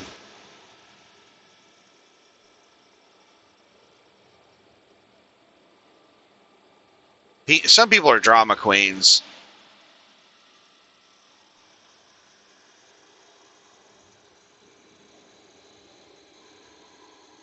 I don't move over unless I feel I need to. Or if, like, it's just, there's nobody behind me. Empty road.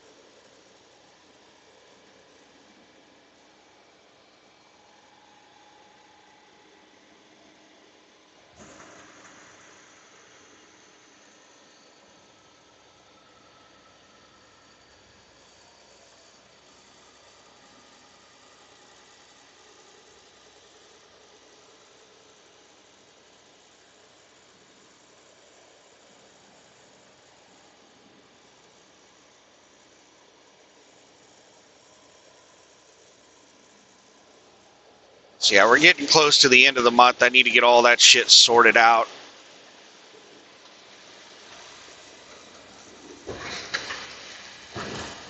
before I forget.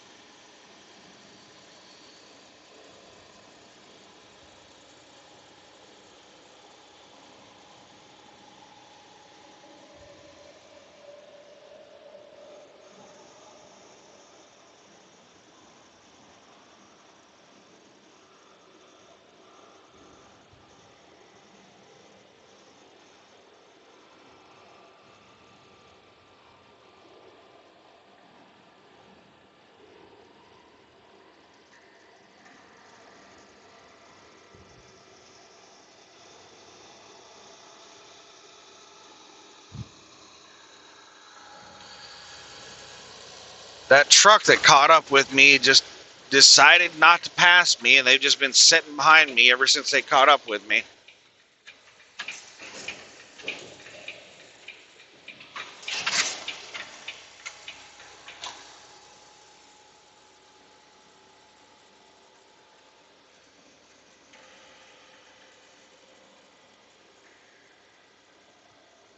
$114 to Tuscaloosa, Alabama.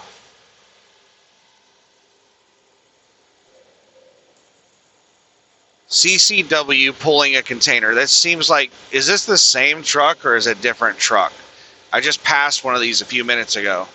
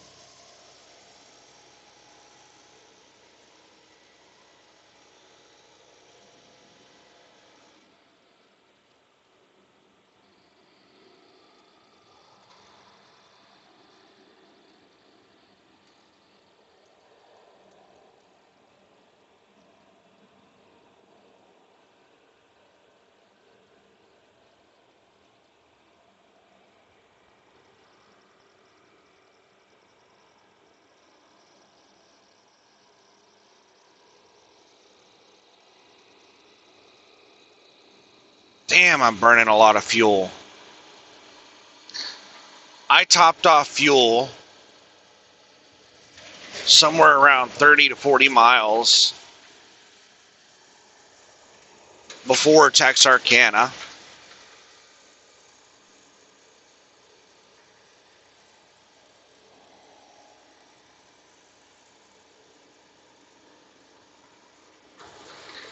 And then, I did some driving around Texarkana. We'll say 20 miles of driving around Texarkana. So let's say 60 miles.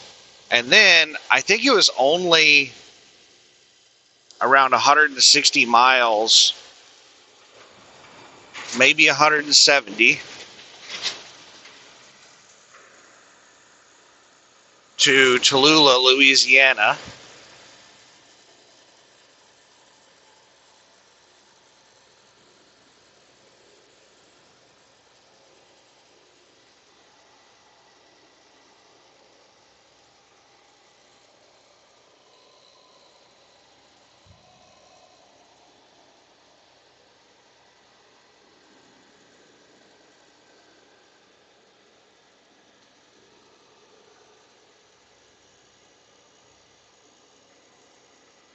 And then I've driven probably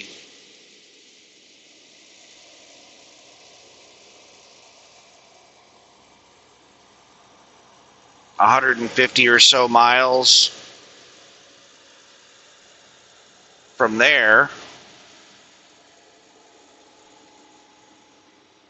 We'll be generous and say 350 miles so far since Texarkana.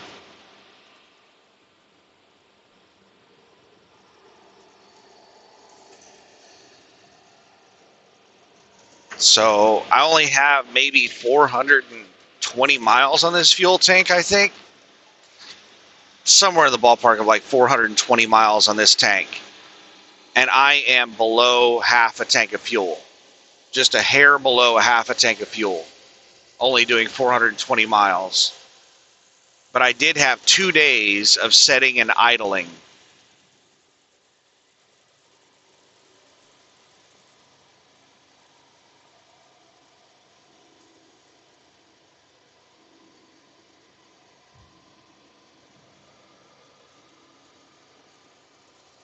All right, that truck that's been loitering behind me for a long time just finally went out and passed.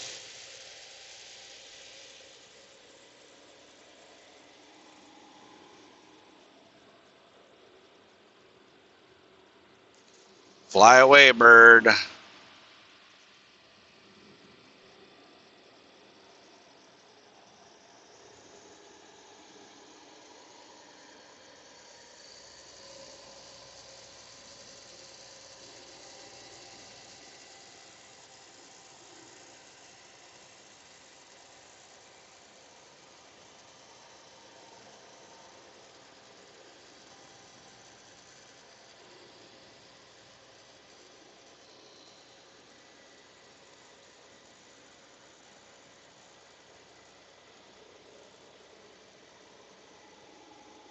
Just give it a second, flatbed. Don't cut me off.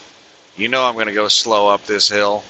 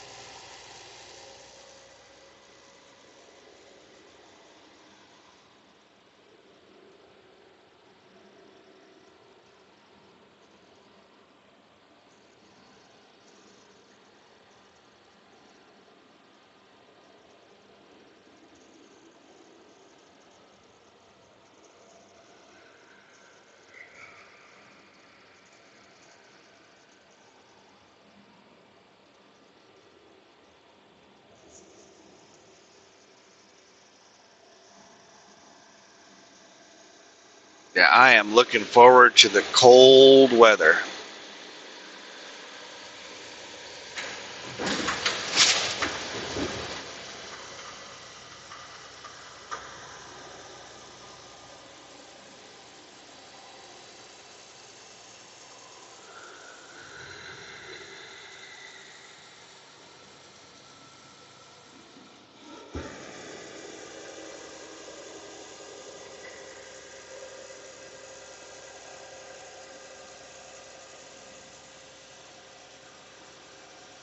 Uh-oh, here comes the sun.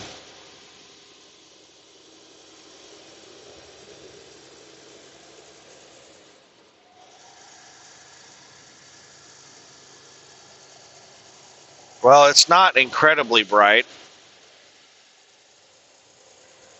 There must be a lot of cloud cover and haze and stuff like that blocking it.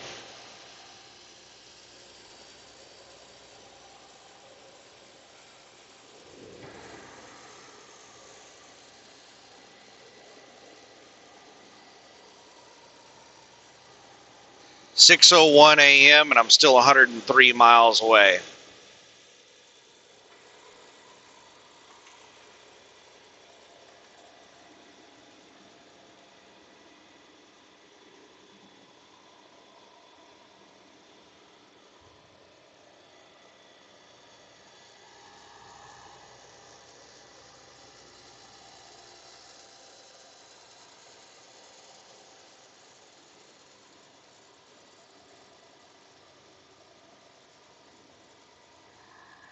Got a big pack of vehicles passing me right now.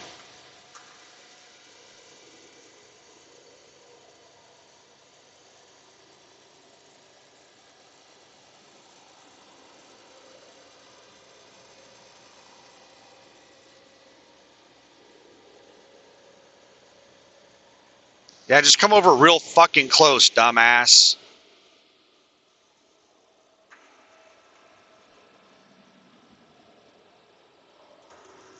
This asshole's like 30 feet in front of me and slowing down.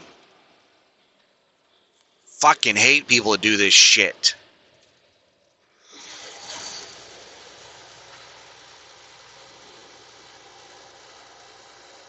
And then the stupid jackass that passed him cut him off too.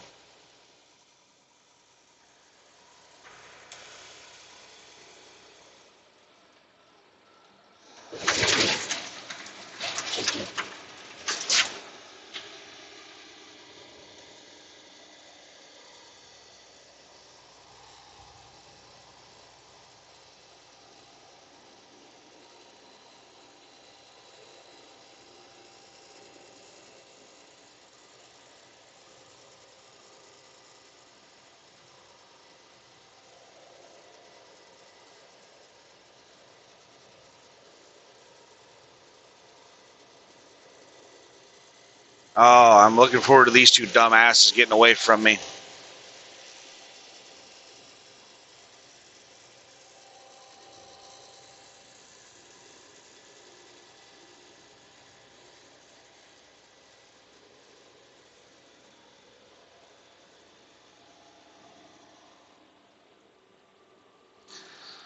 I hope they're not two slow trucks that just passed me because we had a lot of hills. We just had back to back to back to back hills where I'm doing 60 miles an hour.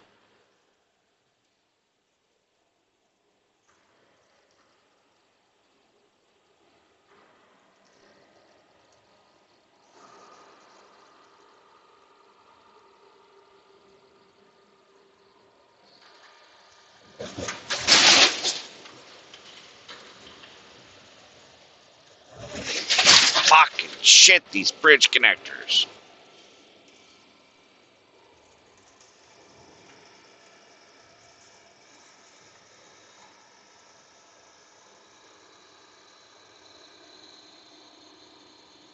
Yeah, this is annoying.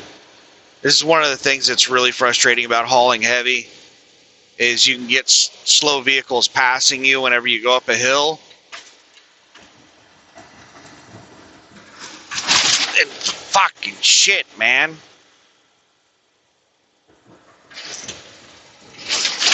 Jeez, these bridge connectors.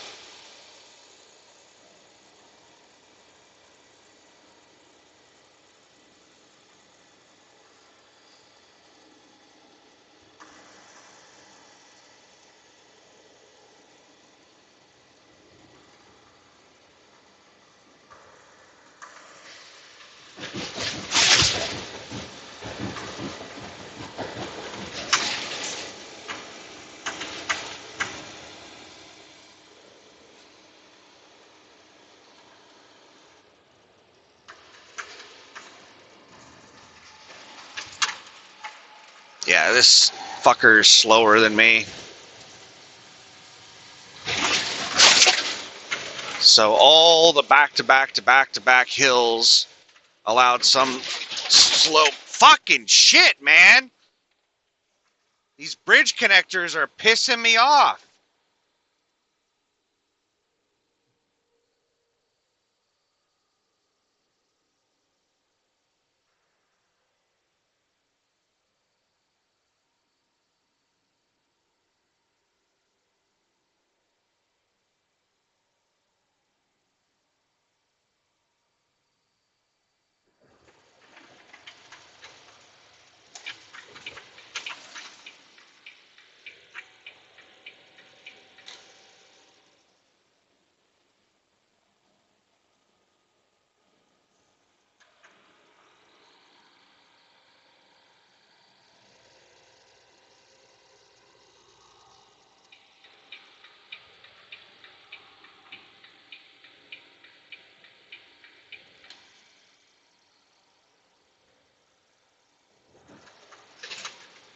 Driving through Meridian, Mississippi.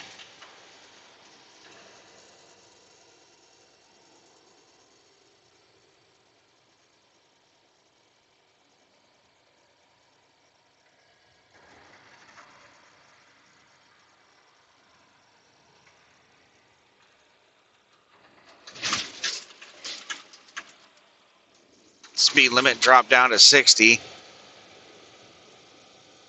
But these dumbasses in front of me didn't slow down for the speed limit. This is how the slower vehicles end up passing you, is they don't slow down when the speed limit goes down.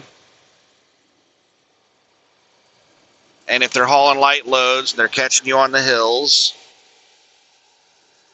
so they're not slowing down for construction, they're not slowing down for cities, and then they get in front of you and they're going slower than you. You're like, how in the hell did you pass me?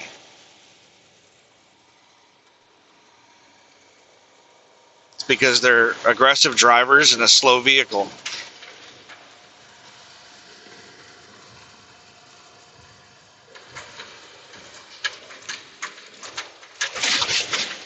Downtown Meridian.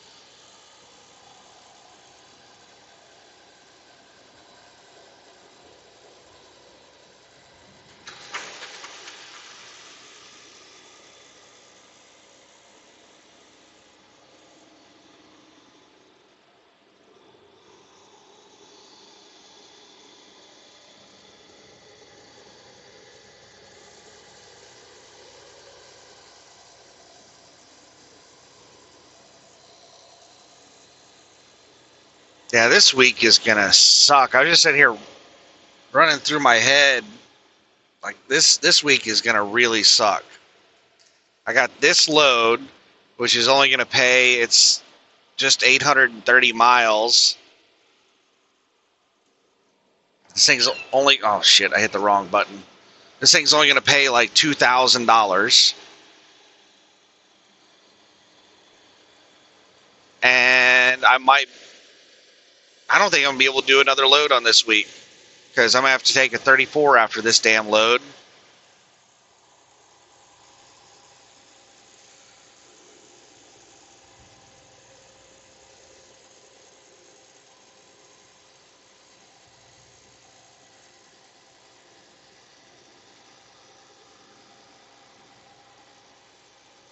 So I'll deliver this load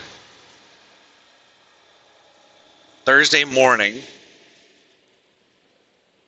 and then I'll drive back over to New Orleans, and I'll get there Friday at some point, and then I've got to do a 34.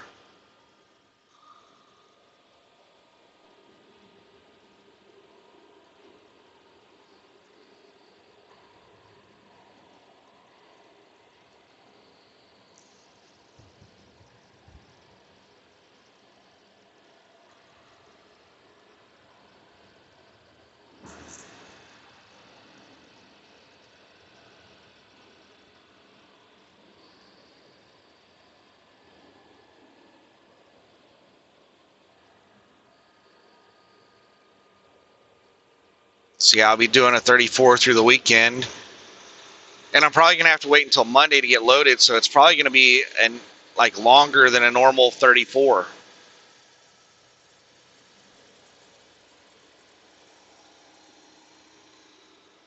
It's probably gonna be like 48 hours off through the weekend, waiting until Monday to get loaded.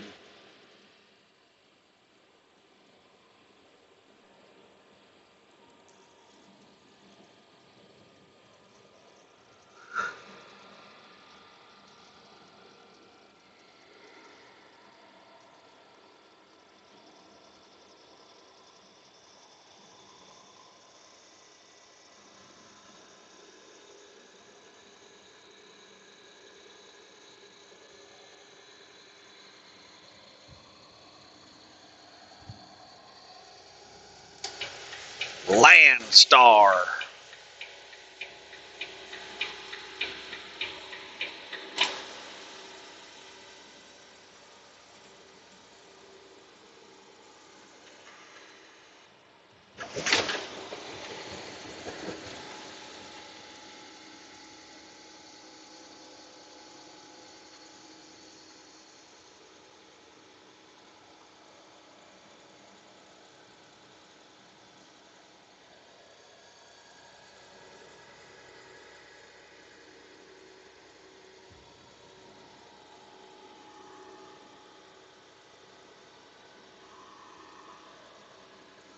This seems like the kind of jackass that's going to pass me on the right. Let me go ahead and throw on my turn signal early,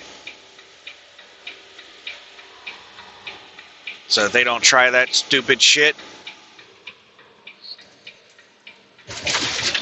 Ugh. Rough ass bridge connectors. Now we got Prime Incorporated coming up. I think somebody might have stolen fuel from me last night. This is crazy. The amount of fuel that I've used.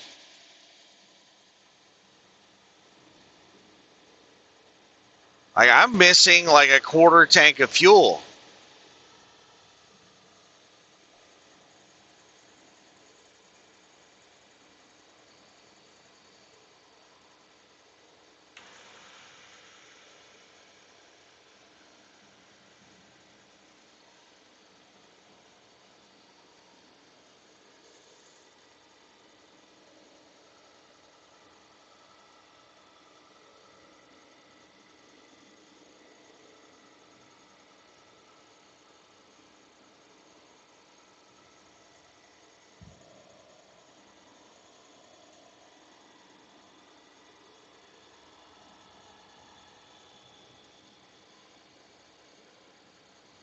which is about 50 gallons.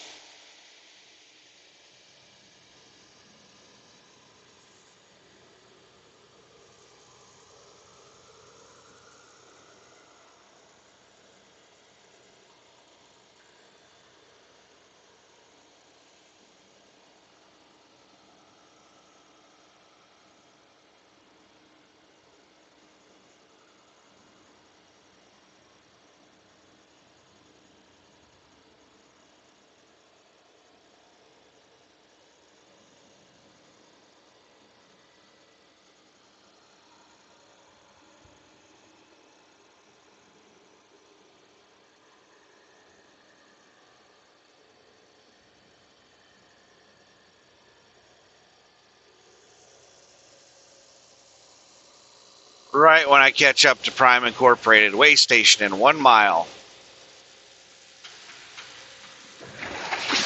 Are we about to cross over into Alabama? Look at that fucking logging truck.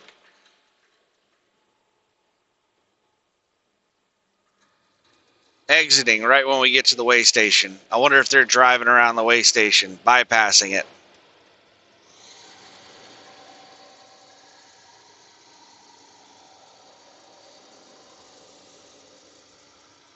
Way station is closed.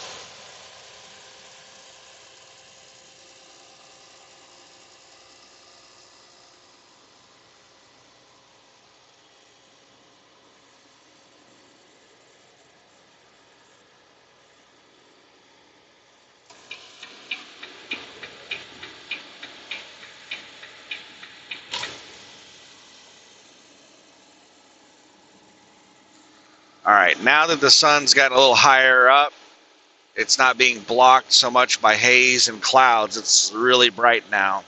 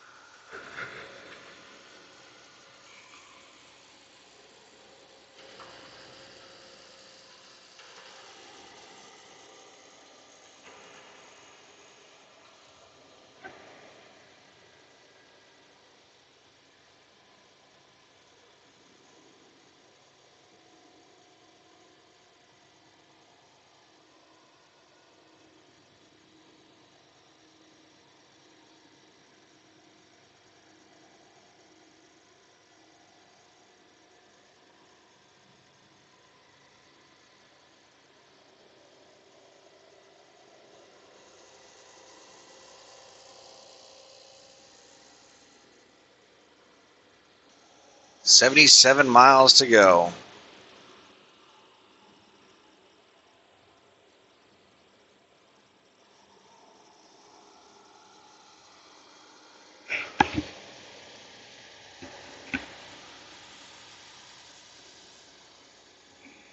Welcome to Sweet Home, Alabama.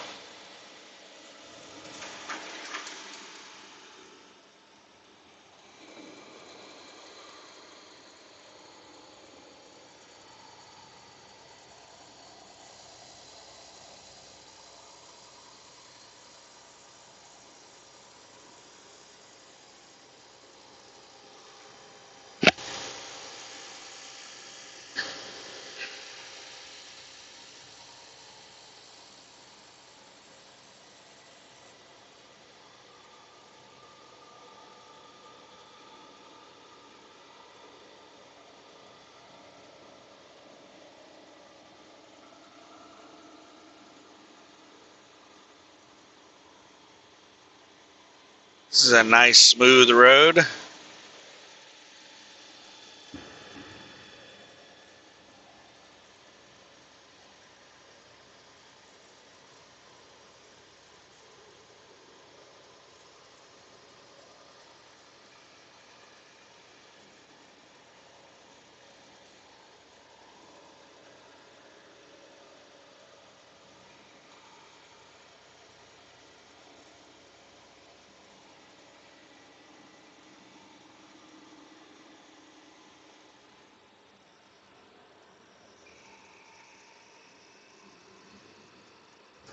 Oh, fucking shit.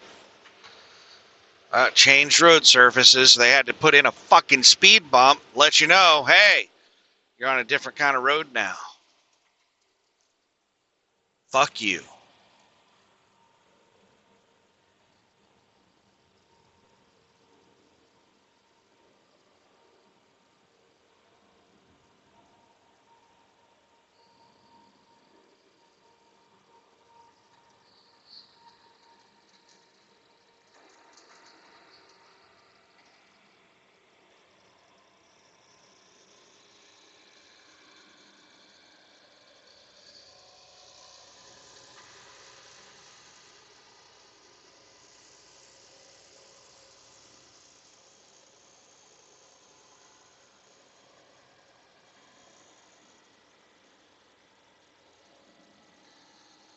Well, this tow truck appears to be trying to block me from passing.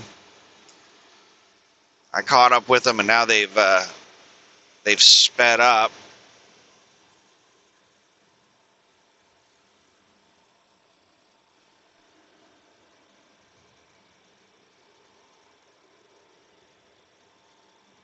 They're still going a little bit slower than me. All right, we're gonna speed up and get around them.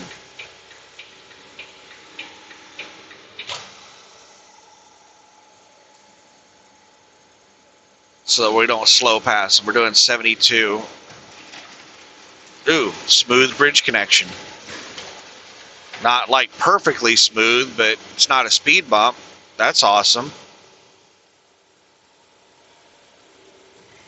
Another decent connector. Yay. Yay, another one.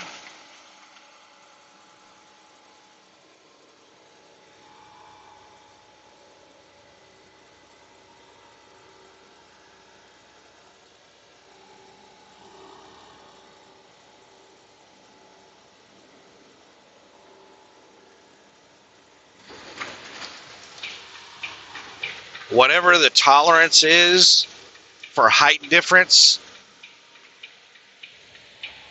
in the roadway, it's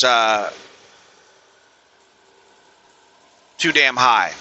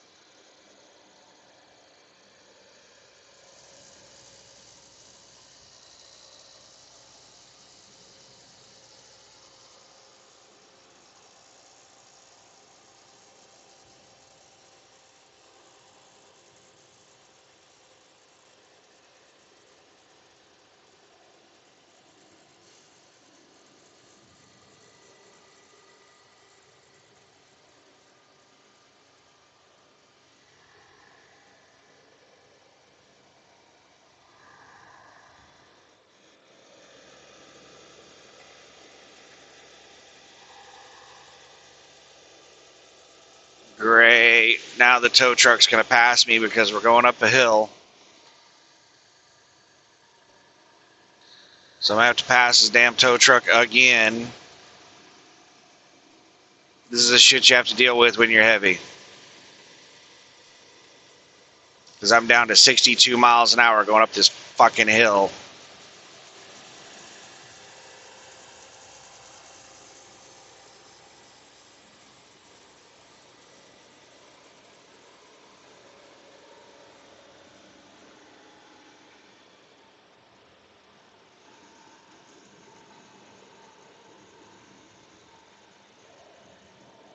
Oh, it looks like the tow truck did not get around me before I was able to get back up to speed. Now they're speeding up. No, now they backed off. Looks like they're going to fall back in behind me.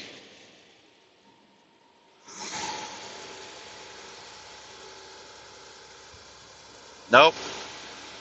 They're staying out in the left lane.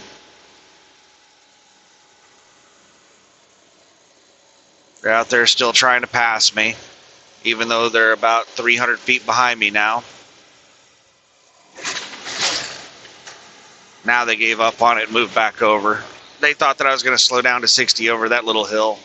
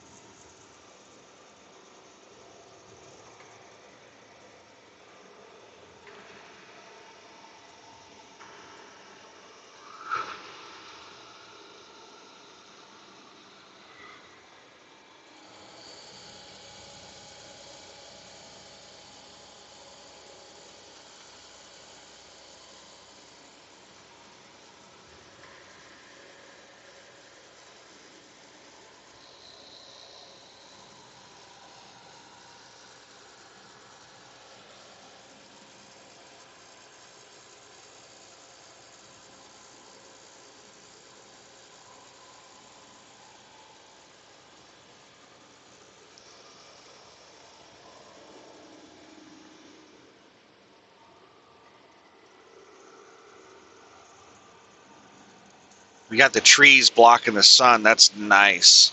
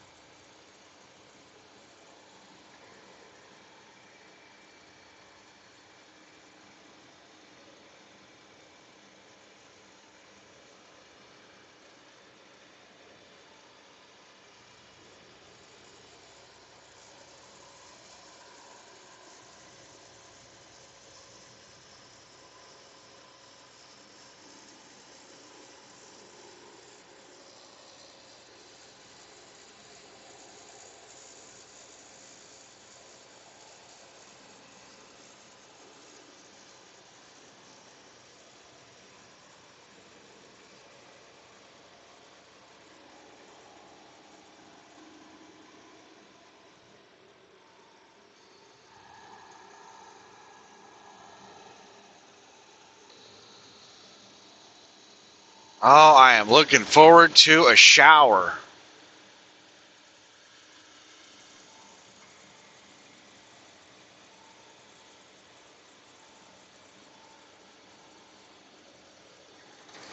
I've been trying to squeeze in a shower for a few days and I haven't been able to be in a position to get one.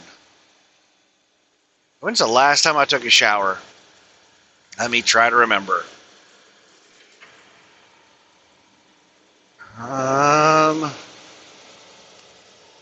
And when you run this many loads and you stop at so many places, everything just kind of jumbles together.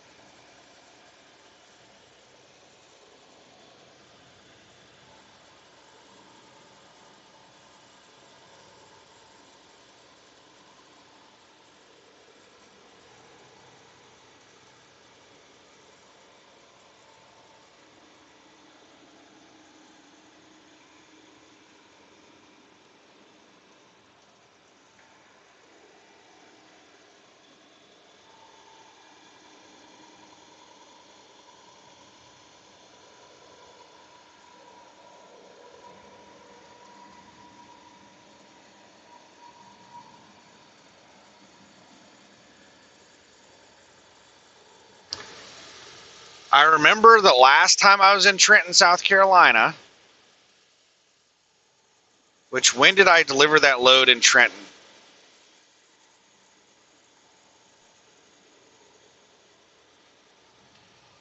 It was right before I picked up the empty and started driving back.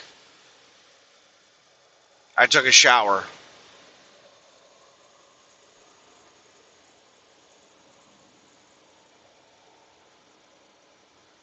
As I remember, I went and I picked up the empty, and then I went back across the street to the truck stop, parked, and took a shower.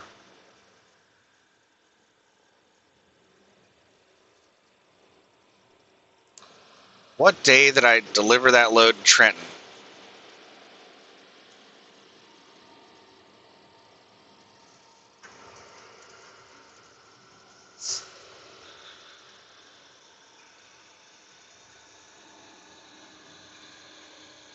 I think that was like Thursday.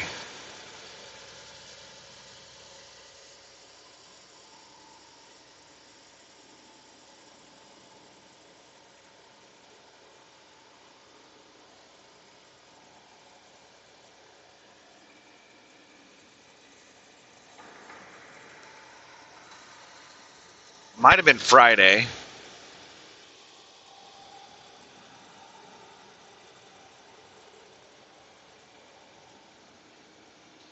No, it was Thursday. Because I drove from Trenton to Anna's Travel Center north of Mobile, and that's where I took my 10. And then I drove, no, that must have been Friday morning, because I got to Anna's Travel Center late in the evening, and I remember I started driving Saturday morning at like 6 a.m. So I got to Anna's Travel Center at like 8 p.m.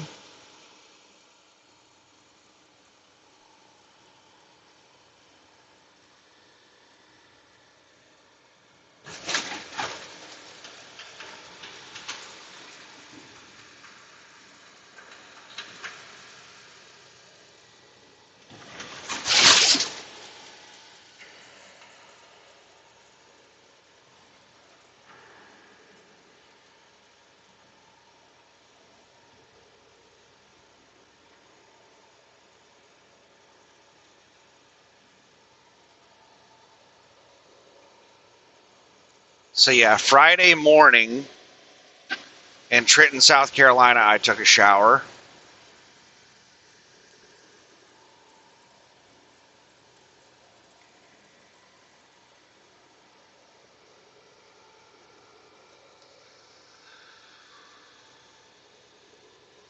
And then I picked up that load in Addis,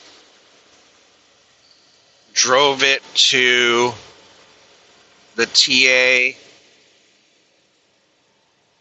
in Terrell, Texas.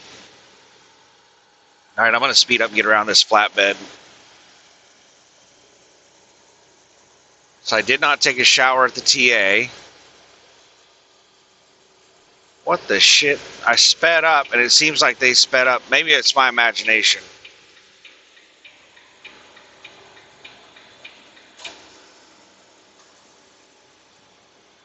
But I was going just a hair faster than them at 70, and now I'm doing 73, and it feels like I'm still just going a hair faster than them.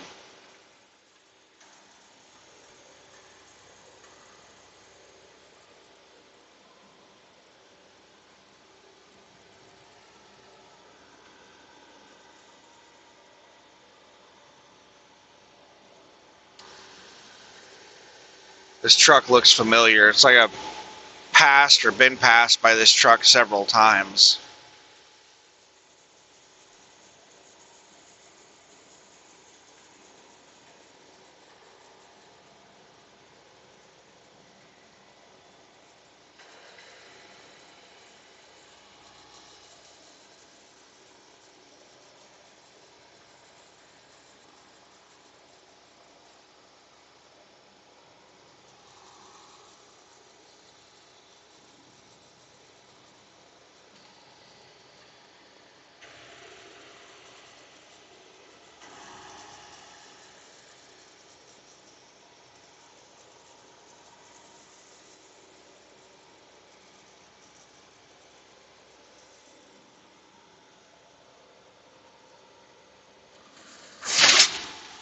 fucking shit.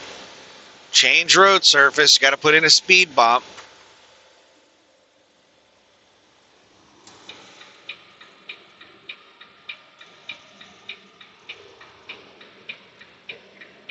So then I drove from that TA to Lawton, and then from Lawton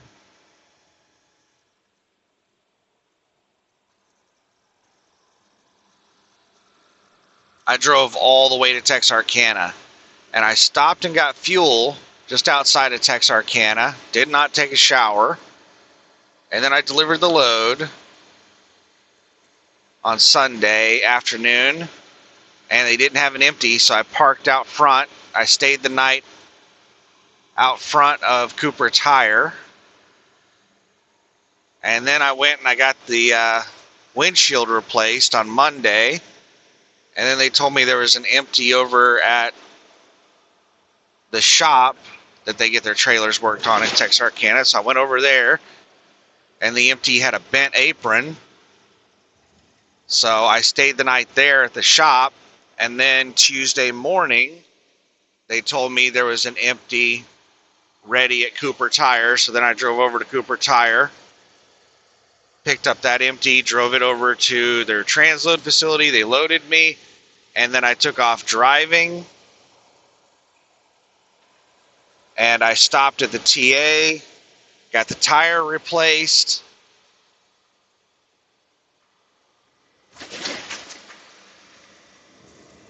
and then I took off driving, and I'm headed to, that's where I'm at right now.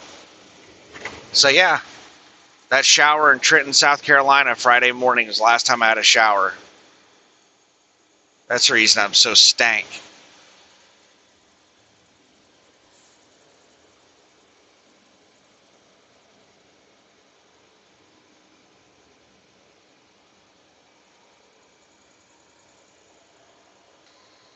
Well, we're going to get all that changed in 54 miles.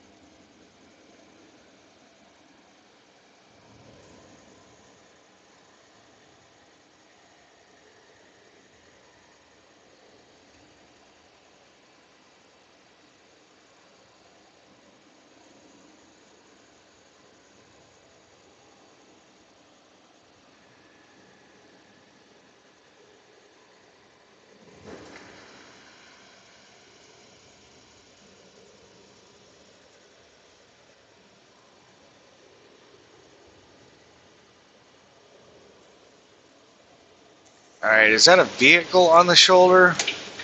Yep, and there's somebody walking down the fog line. There's somebody on the right side of the vehicle as well.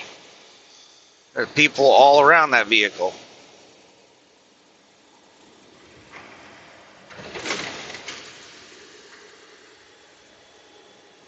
It's a tow truck, towing a box truck.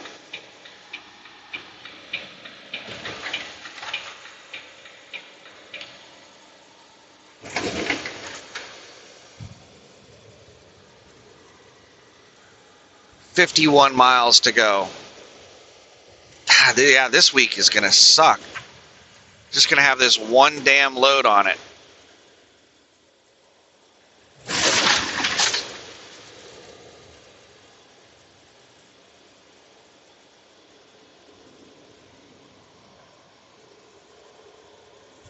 All because I had to wait 2 days for an empty.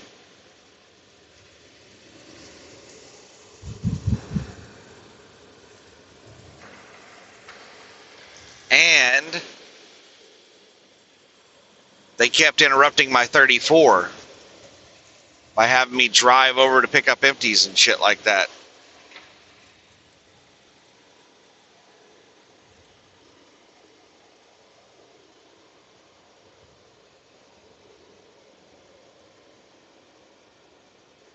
You know what? I might not have to take a 34 this weekend. I'll have to look and see what the recap situation is. Because I'm only gaining like 5 hours a day over the next couple of days, but then I start gaining like 10 and 11 hours a day.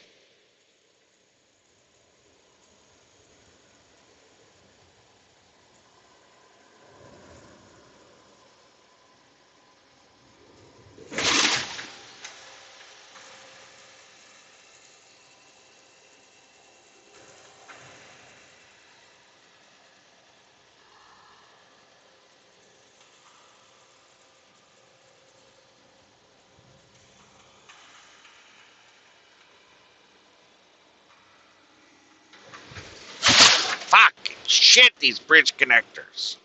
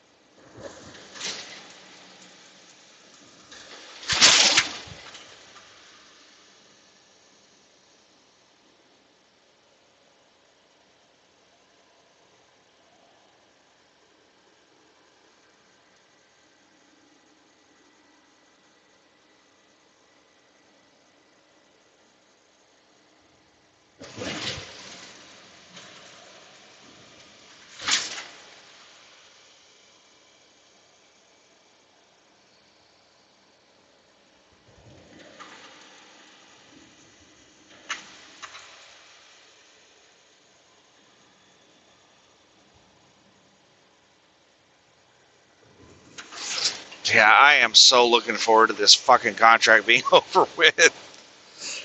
Oh, man.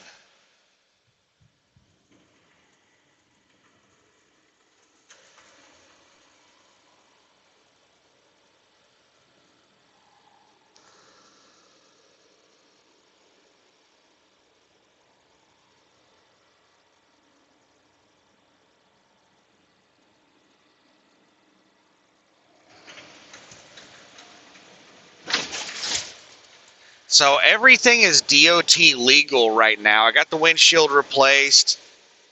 That was the only thing I was really worried about as far as my DOT inspection that I've got to get done in the next, by July 12th, so the next like 3 weeks. The drive tires, they were still legal, but glad to have those replaced. Because those old drive tires, not only was there very little tread left on them, they were getting really close to the point where they were no longer legal. Not only did they have that problem, but they also were getting like a little bit of dry rot because they were so old. They had like cracking in the tire and stuff like that.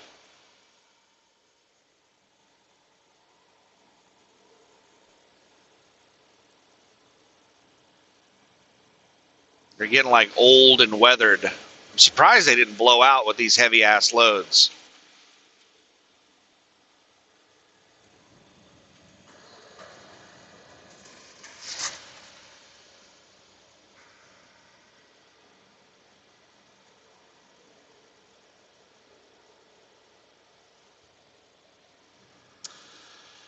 But I don't think there's anything else I need to worry about on the DOT inspection. 1 lane road ahead, road work ahead.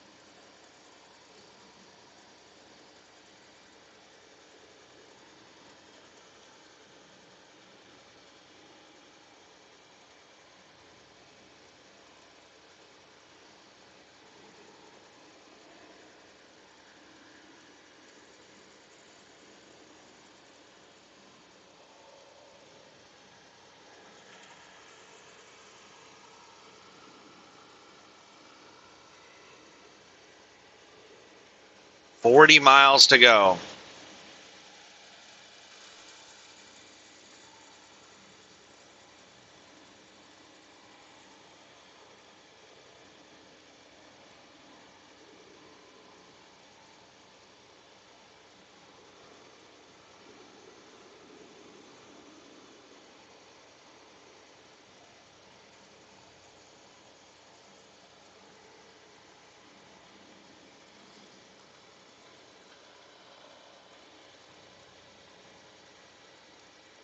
Rest area in 1 mile, next rest area 47 miles.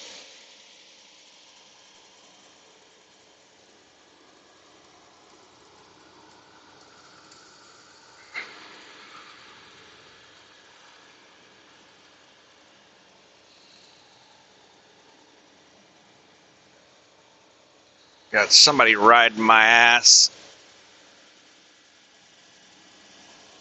There they go.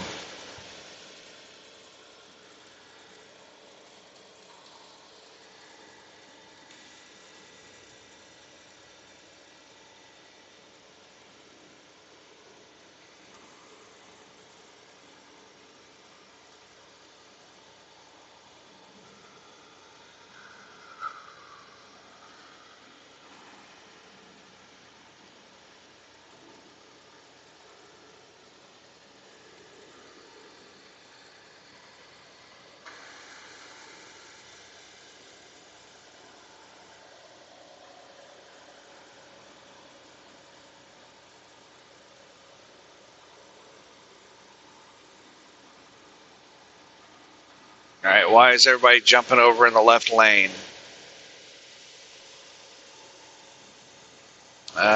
Still haven't found a reason.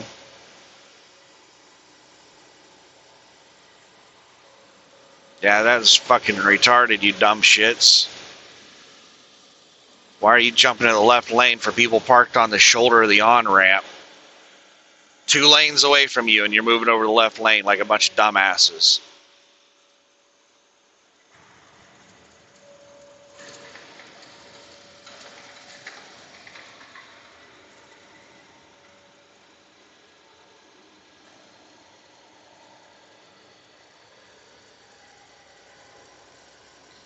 So it's that same damn company that I just passed a minute ago, and I was like, I feel like I've passed this truck before or been passed by them several times, and it is. I think there's a whole bunch of this one particular company driving down this road. I can't tell what the company name is. It's got some weird logo. It's like MN or MT or something like that.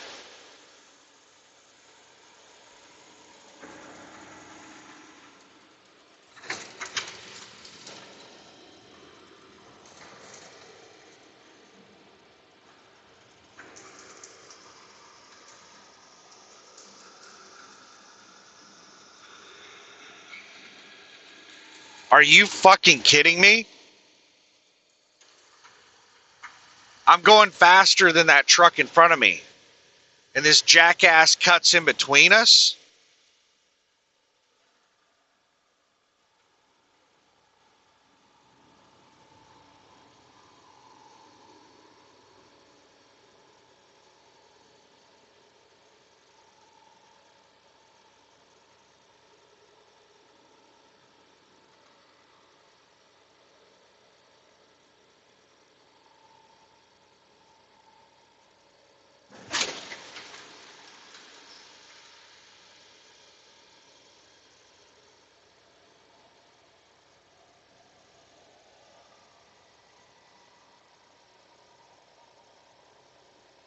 Alright, now we've got a clusterfuck to get around.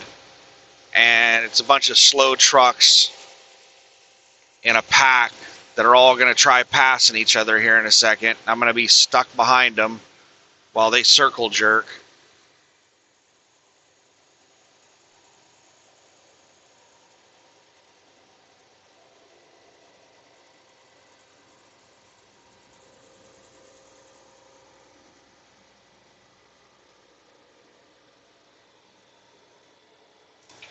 Is this truck in front of me not going to get out and pass?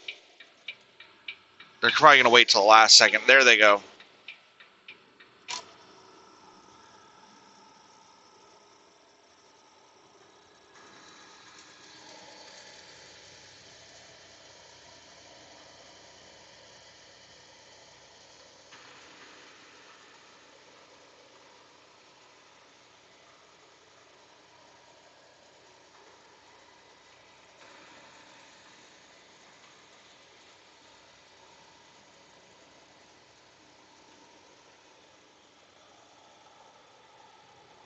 Ah, shit.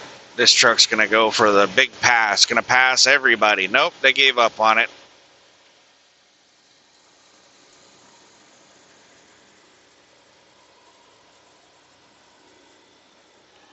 Fuck. That flatbed that just passed me a minute ago is now going slow.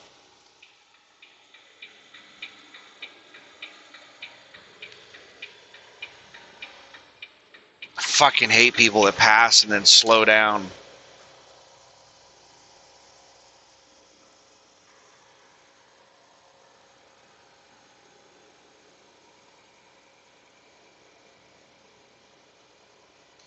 I want to pass this truck in front of me, but that flatbed that just passed me is right in front of them going slower. So I don't have any room to move over in front of them. All right, I'm going to get out. There's nobody passing. I'm going to get out. And hopefully that damn flatbed will speed up.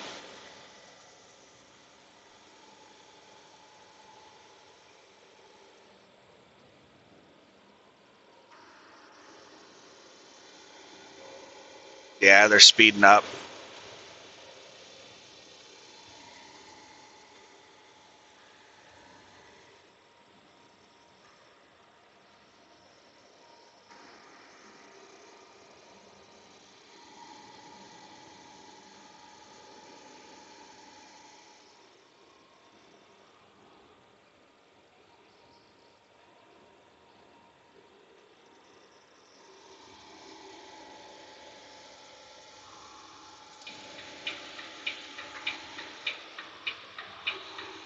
Your ABS is out, Mr. Flatbed.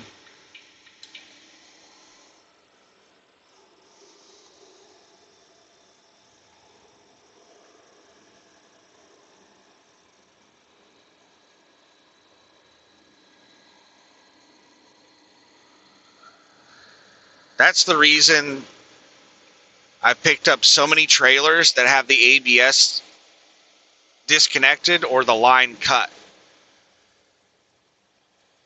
Landstar drivers will disconnect the ABS light or they'll cut the line going to the ABS light. That dumbass did it again.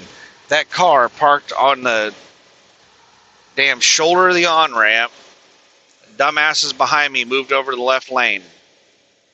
It's 2 lanes away, you morons. But yeah, that ABS light being on is just a big marker that says, hey, give me a ticket.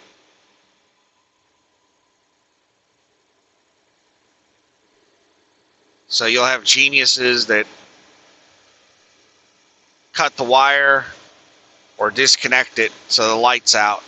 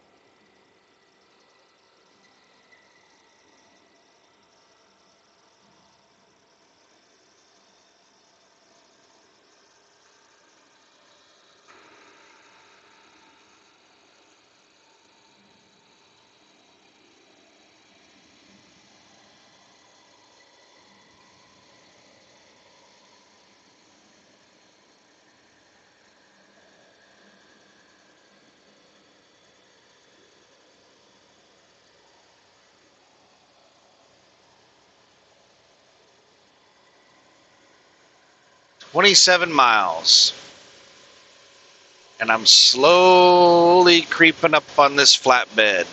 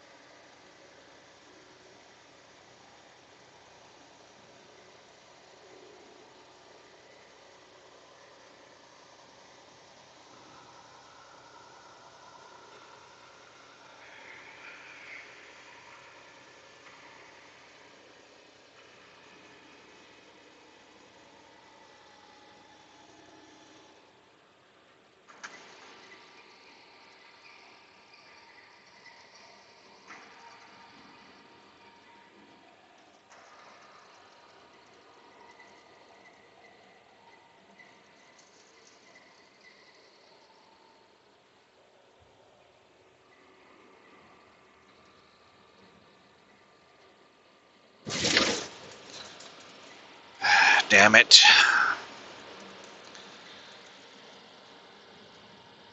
If I wasn't blocked in right now, I would have gotten out and passed.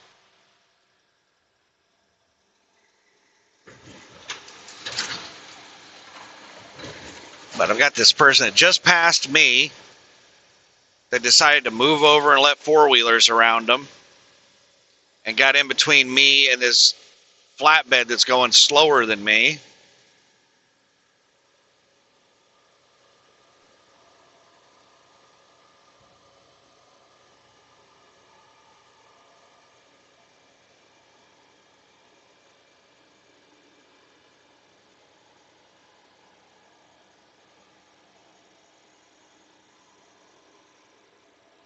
Now what's this jackass doing?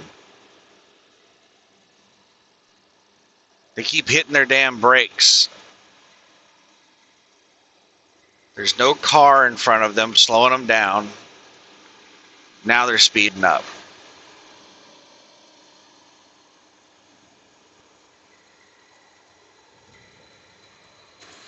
I want to get around this flatbed because I'm getting tired of people getting in between us and me having to hit my brakes.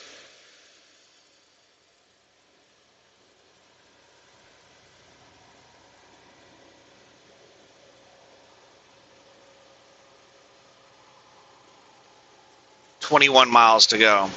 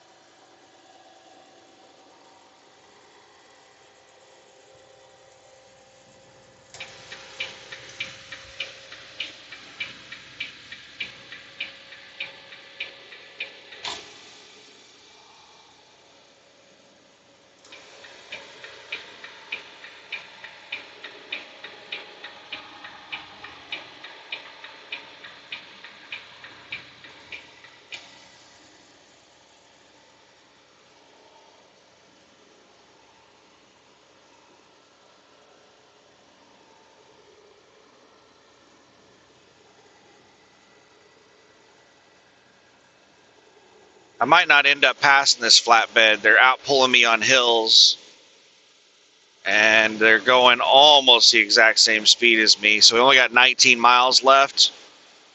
We hit like one more hill, and I won't catch up with them.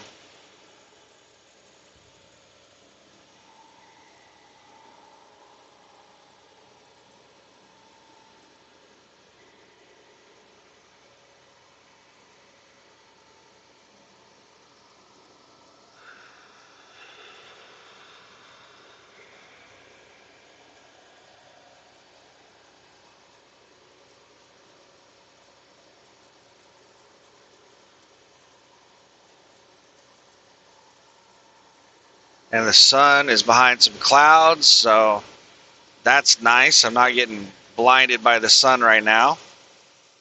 7:15 a.m., 18 miles away. So I'm arriving at pretty much exactly when I wanted to arrive. Good Lord, man, I'm at 3/8 of a tank. And I only have, I think, like 450 miles on this tank. That's a crazy amount of fuel. Somebody must have stole fuel last night.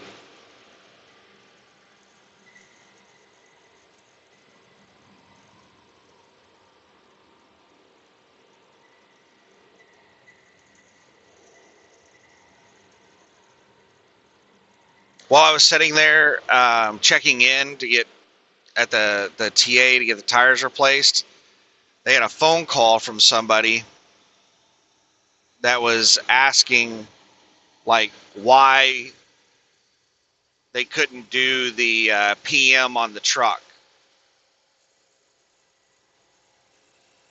because they told the person that they couldn't do the PM, and then like somebody called back and was complaining like why can't you do the PM? Why couldn't you do the PM? They're like, well, you didn't have a fuel, or you didn't have an oil cap. And they're like, well, what? I don't know what they said, but I'm guessing they said, well, why can't you do the PM without an oil cap? Because the service person said without an oil cap, the oil will just come back out.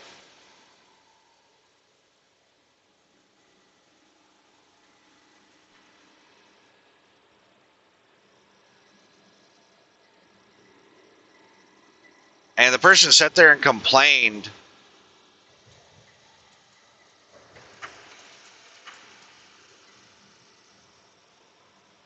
for 2 or 3 minutes about them refusing to do a PM because they didn't have an oil cap.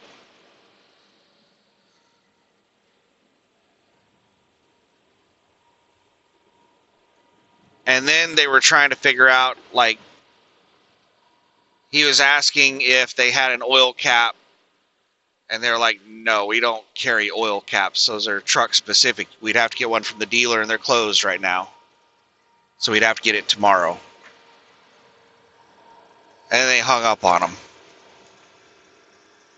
Well, after like 30 seconds to a minute of them trying to explain that they don't have the oil cap and they won't be able to get it until tomorrow,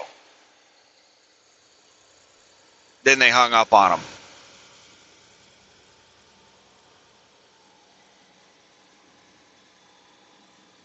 The person that was complaining, the customer, hung up on TA Petro.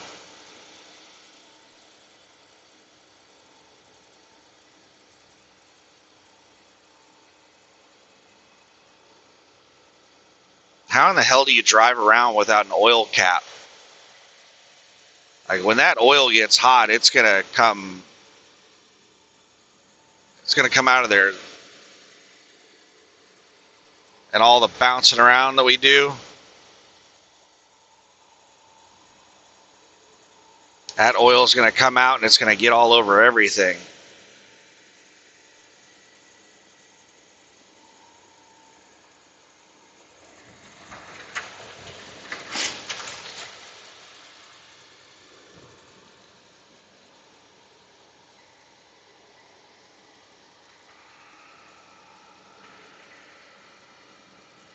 I mean, if my oil cap got lost, I could MacGyver something. With a combination of zip ties, plastic bags, shit that I could find somewhere in the truck, I could MacGyver something to get me down the road until I could find an oil cap.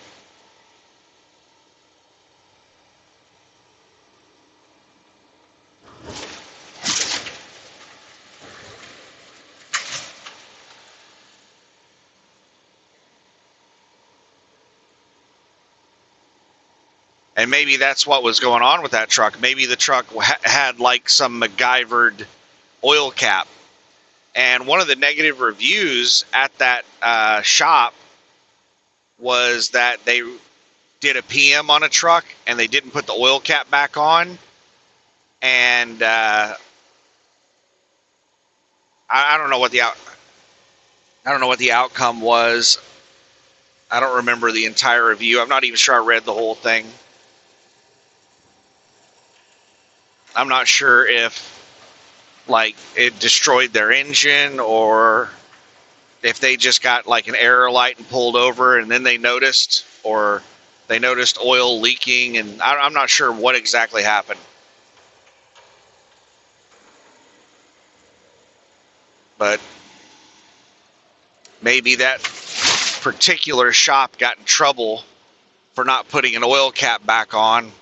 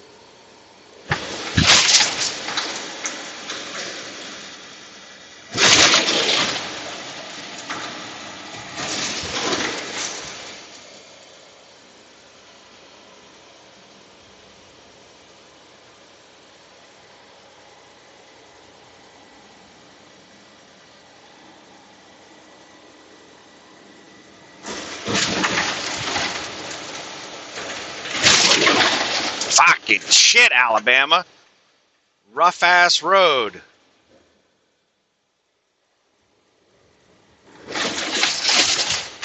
Bad bridge connectors. The road's got big ass holes in it. The patches don't match the road. It's out here fighting for my life on this road. I mean, aside from that, it's a fairly smooth road. 8.5 miles.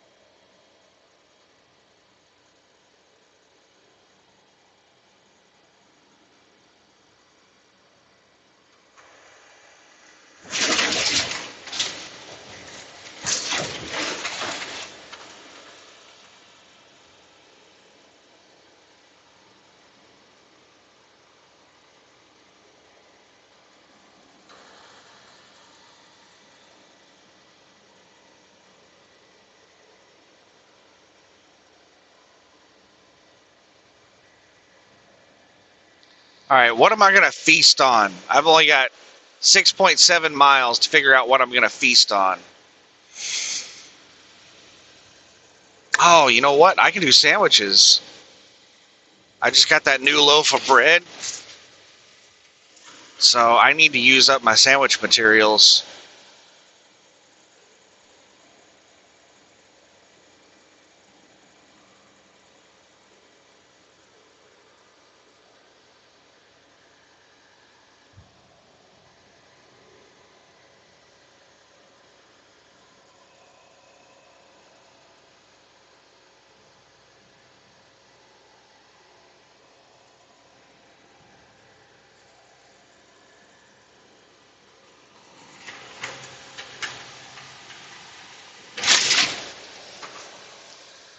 .2 miles until my exit.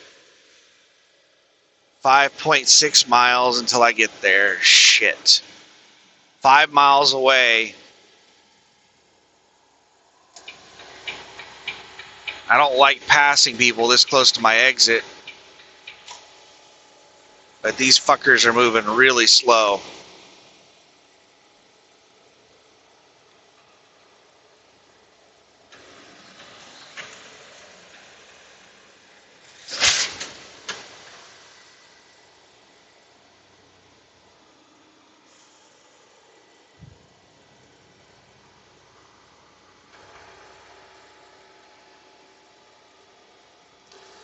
Uh-oh, we have a really big on-ramp. Do they get their own lane? I don't want to jam this guy into merge traffic. All right, I'm going to make it past this guy really fast.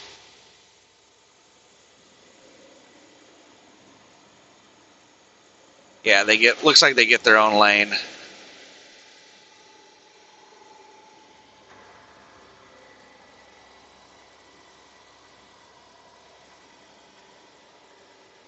Fuck.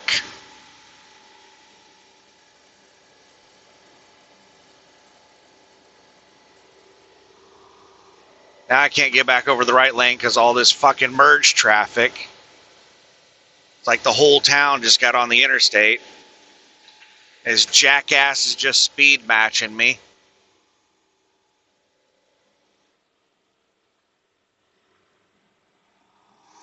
Stupid fucking idiot. I've only got 3 miles to my exit and I got a four-wheeler just sitting alongside me, speed match me. I'm going to put my signal on. Because I've sped up and I've slowed down and they just will not fucking get off my side.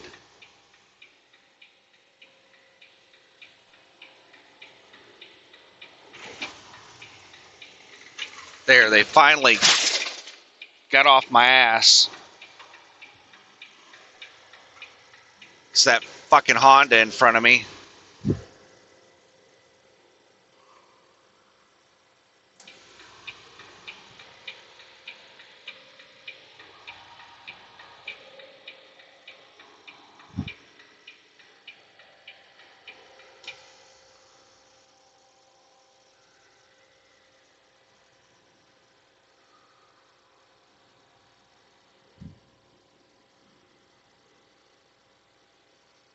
In 2 miles, take exit 76 for US 11 South.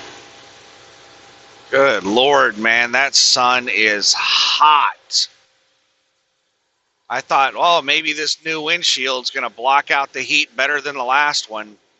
Fuck no. My goodness, that sun is so hot.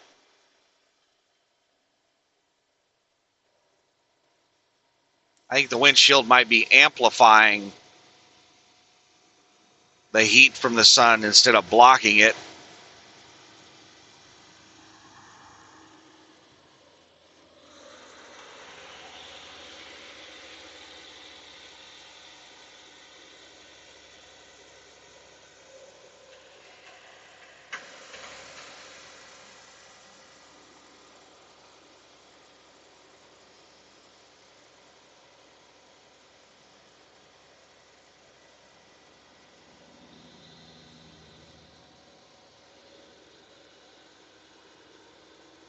.8 miles.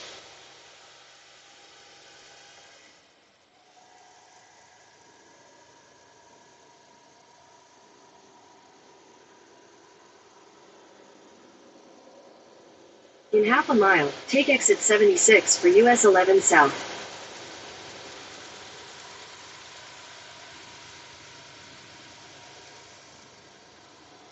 This is some steep hill.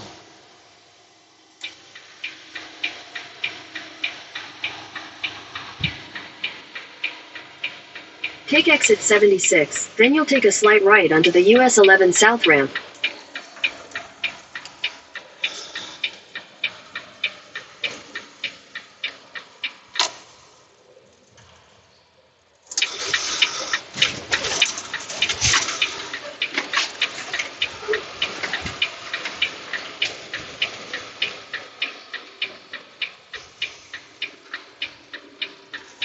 Slight right onto the US 11 South ramp. Then at the next stop sign, you'll turn right.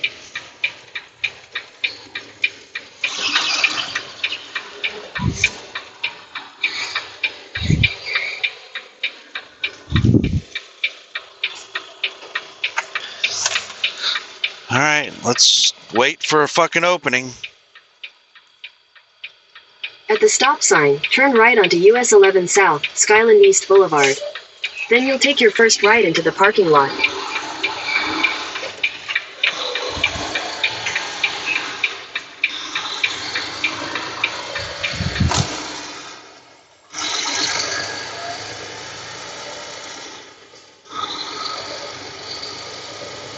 Turn right into the parking lot. Think I'll top off fuel when I leave. Turn right into the parking lot.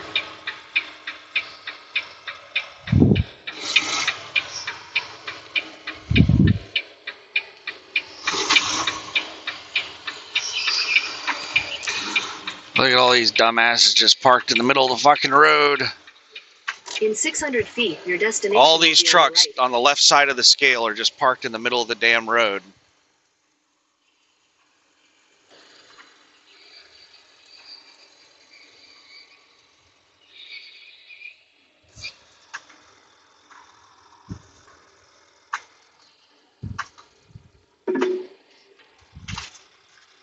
Alright, let's go around this way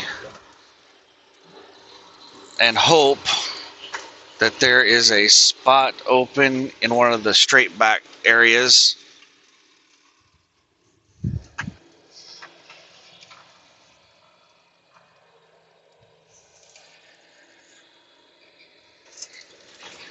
Ooh, here's a straight back area. Damn it. I'm not set up for this one.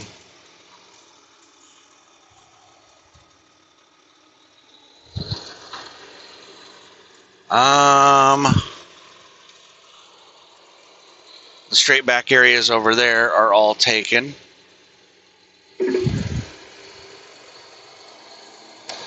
So let's do this. Let's figure out how to get turned around. This is the spot I was setting up for, these spots right here over on the right. And they are all taken.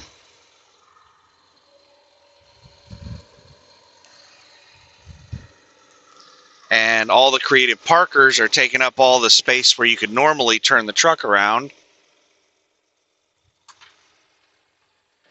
So there's no turnaround spots.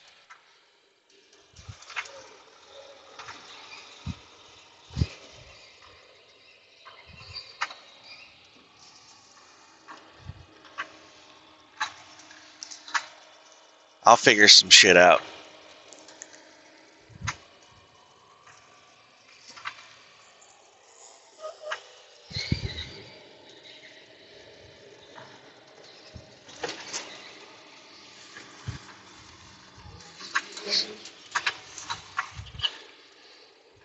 Let's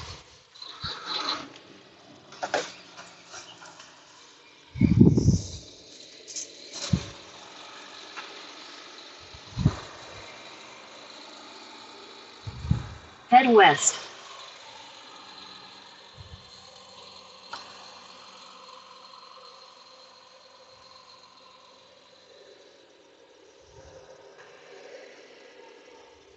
Your destination is on the right.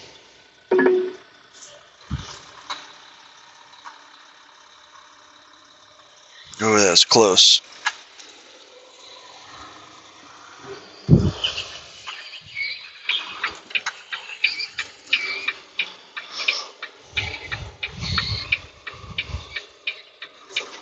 Alright, I think I'm lined up for the spot that I want to get. Yep.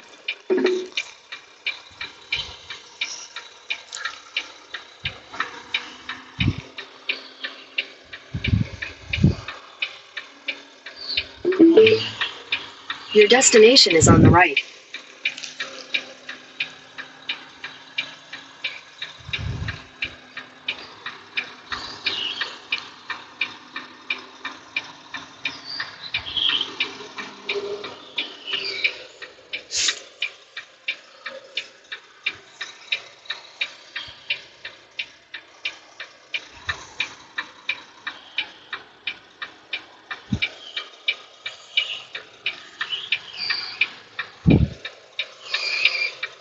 Alright, let me get over to this side of the lane as far as I can.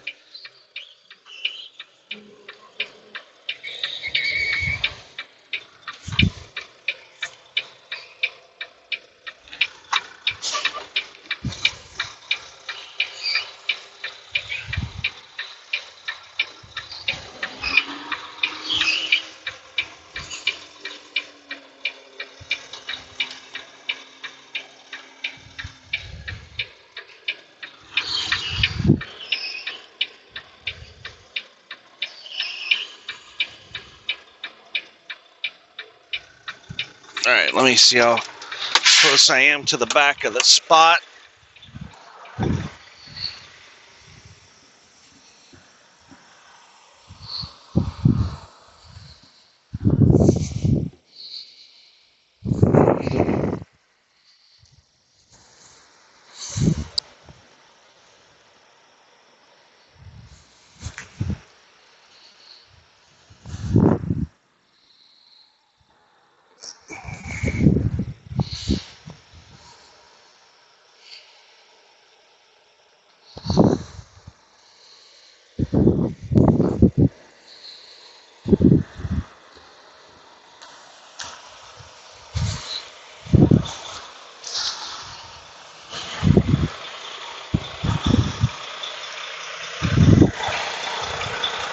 I'm actually a little bit further back than I should be. I'm in the dirt a little bit, but I'm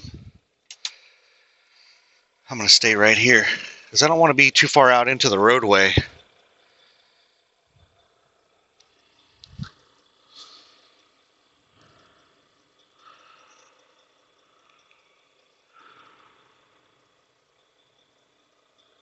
So yeah, whenever I leave, I'll just top off fuel.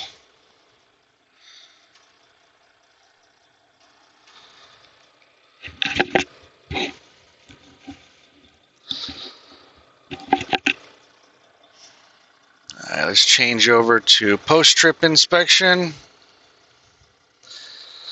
that's it. That's it for this drive shift. Let me check the mileage to my final destination.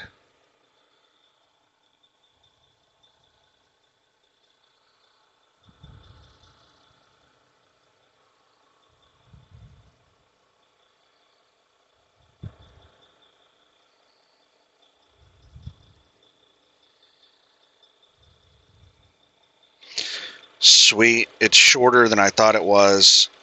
353 miles. I thought it was closer to 400 miles. So 353 is good.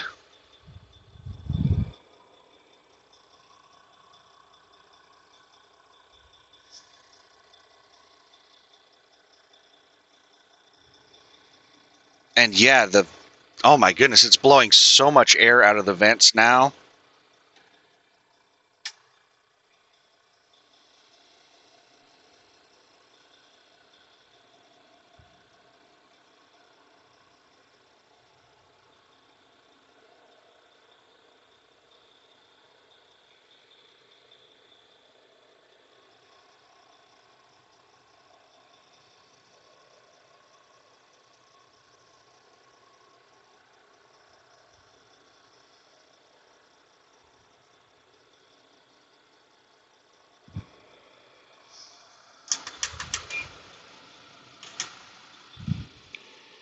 Oh yeah, this is so much better.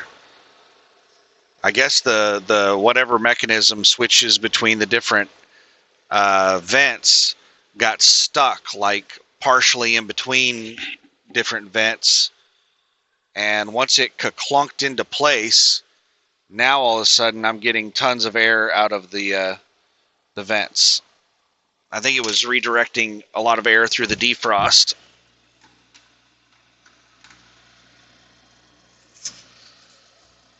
And the paperwork is finally dried out. Oh yeah, it is cold in here now. Okay, normally during the daytime, this thing struggles to keep the truck cool. But no, it's getting frigid in here now because there's so much air coming through the vents. This is amazing. I'm going to sleep like a baby today. So anyway, I'm going to go get a shower, and then I'm going to come back out here and cook something to eat, or make a sandwich. I don't know what I'm going to do. We'll figure something out. I got lots of options. And then I'm going to hang out for the day. 353 miles. That's roughly 6 hours. And it's like 110 miles past Atlanta. So that means I'm going to be in Atlanta in about 240 miles. So it'll take me about 4 hours to get to Atlanta. I want to be hitting Atlanta late at night. So if I leave here at 8 p.m., that means I'll be hitting Atlanta at midnight. That means I'll be hitting the delivery location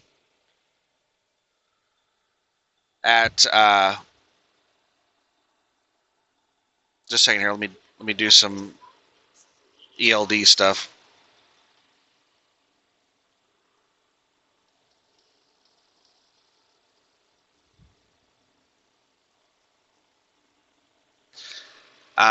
So I'll be getting to the delivery location at like 2 a.m. I'll be leaving there at, let's say, 3 a.m. And I'll be going back through Atlanta at 5 a.m.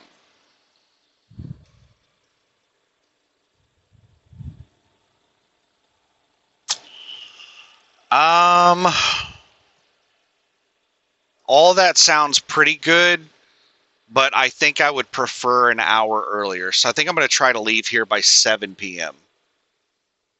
6 or 7 p.m.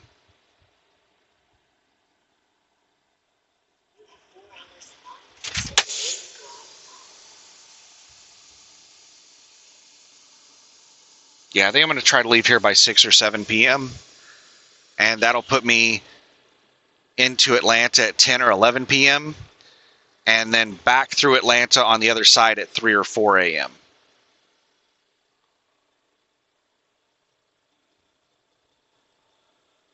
Yeah, that'll be good. That should be good. So I'll be leaving here sometime between 6 p.m. and 8 p.m. And it is 7:44 a.m. right now. So my 10-hour break will be up at 6 p.m.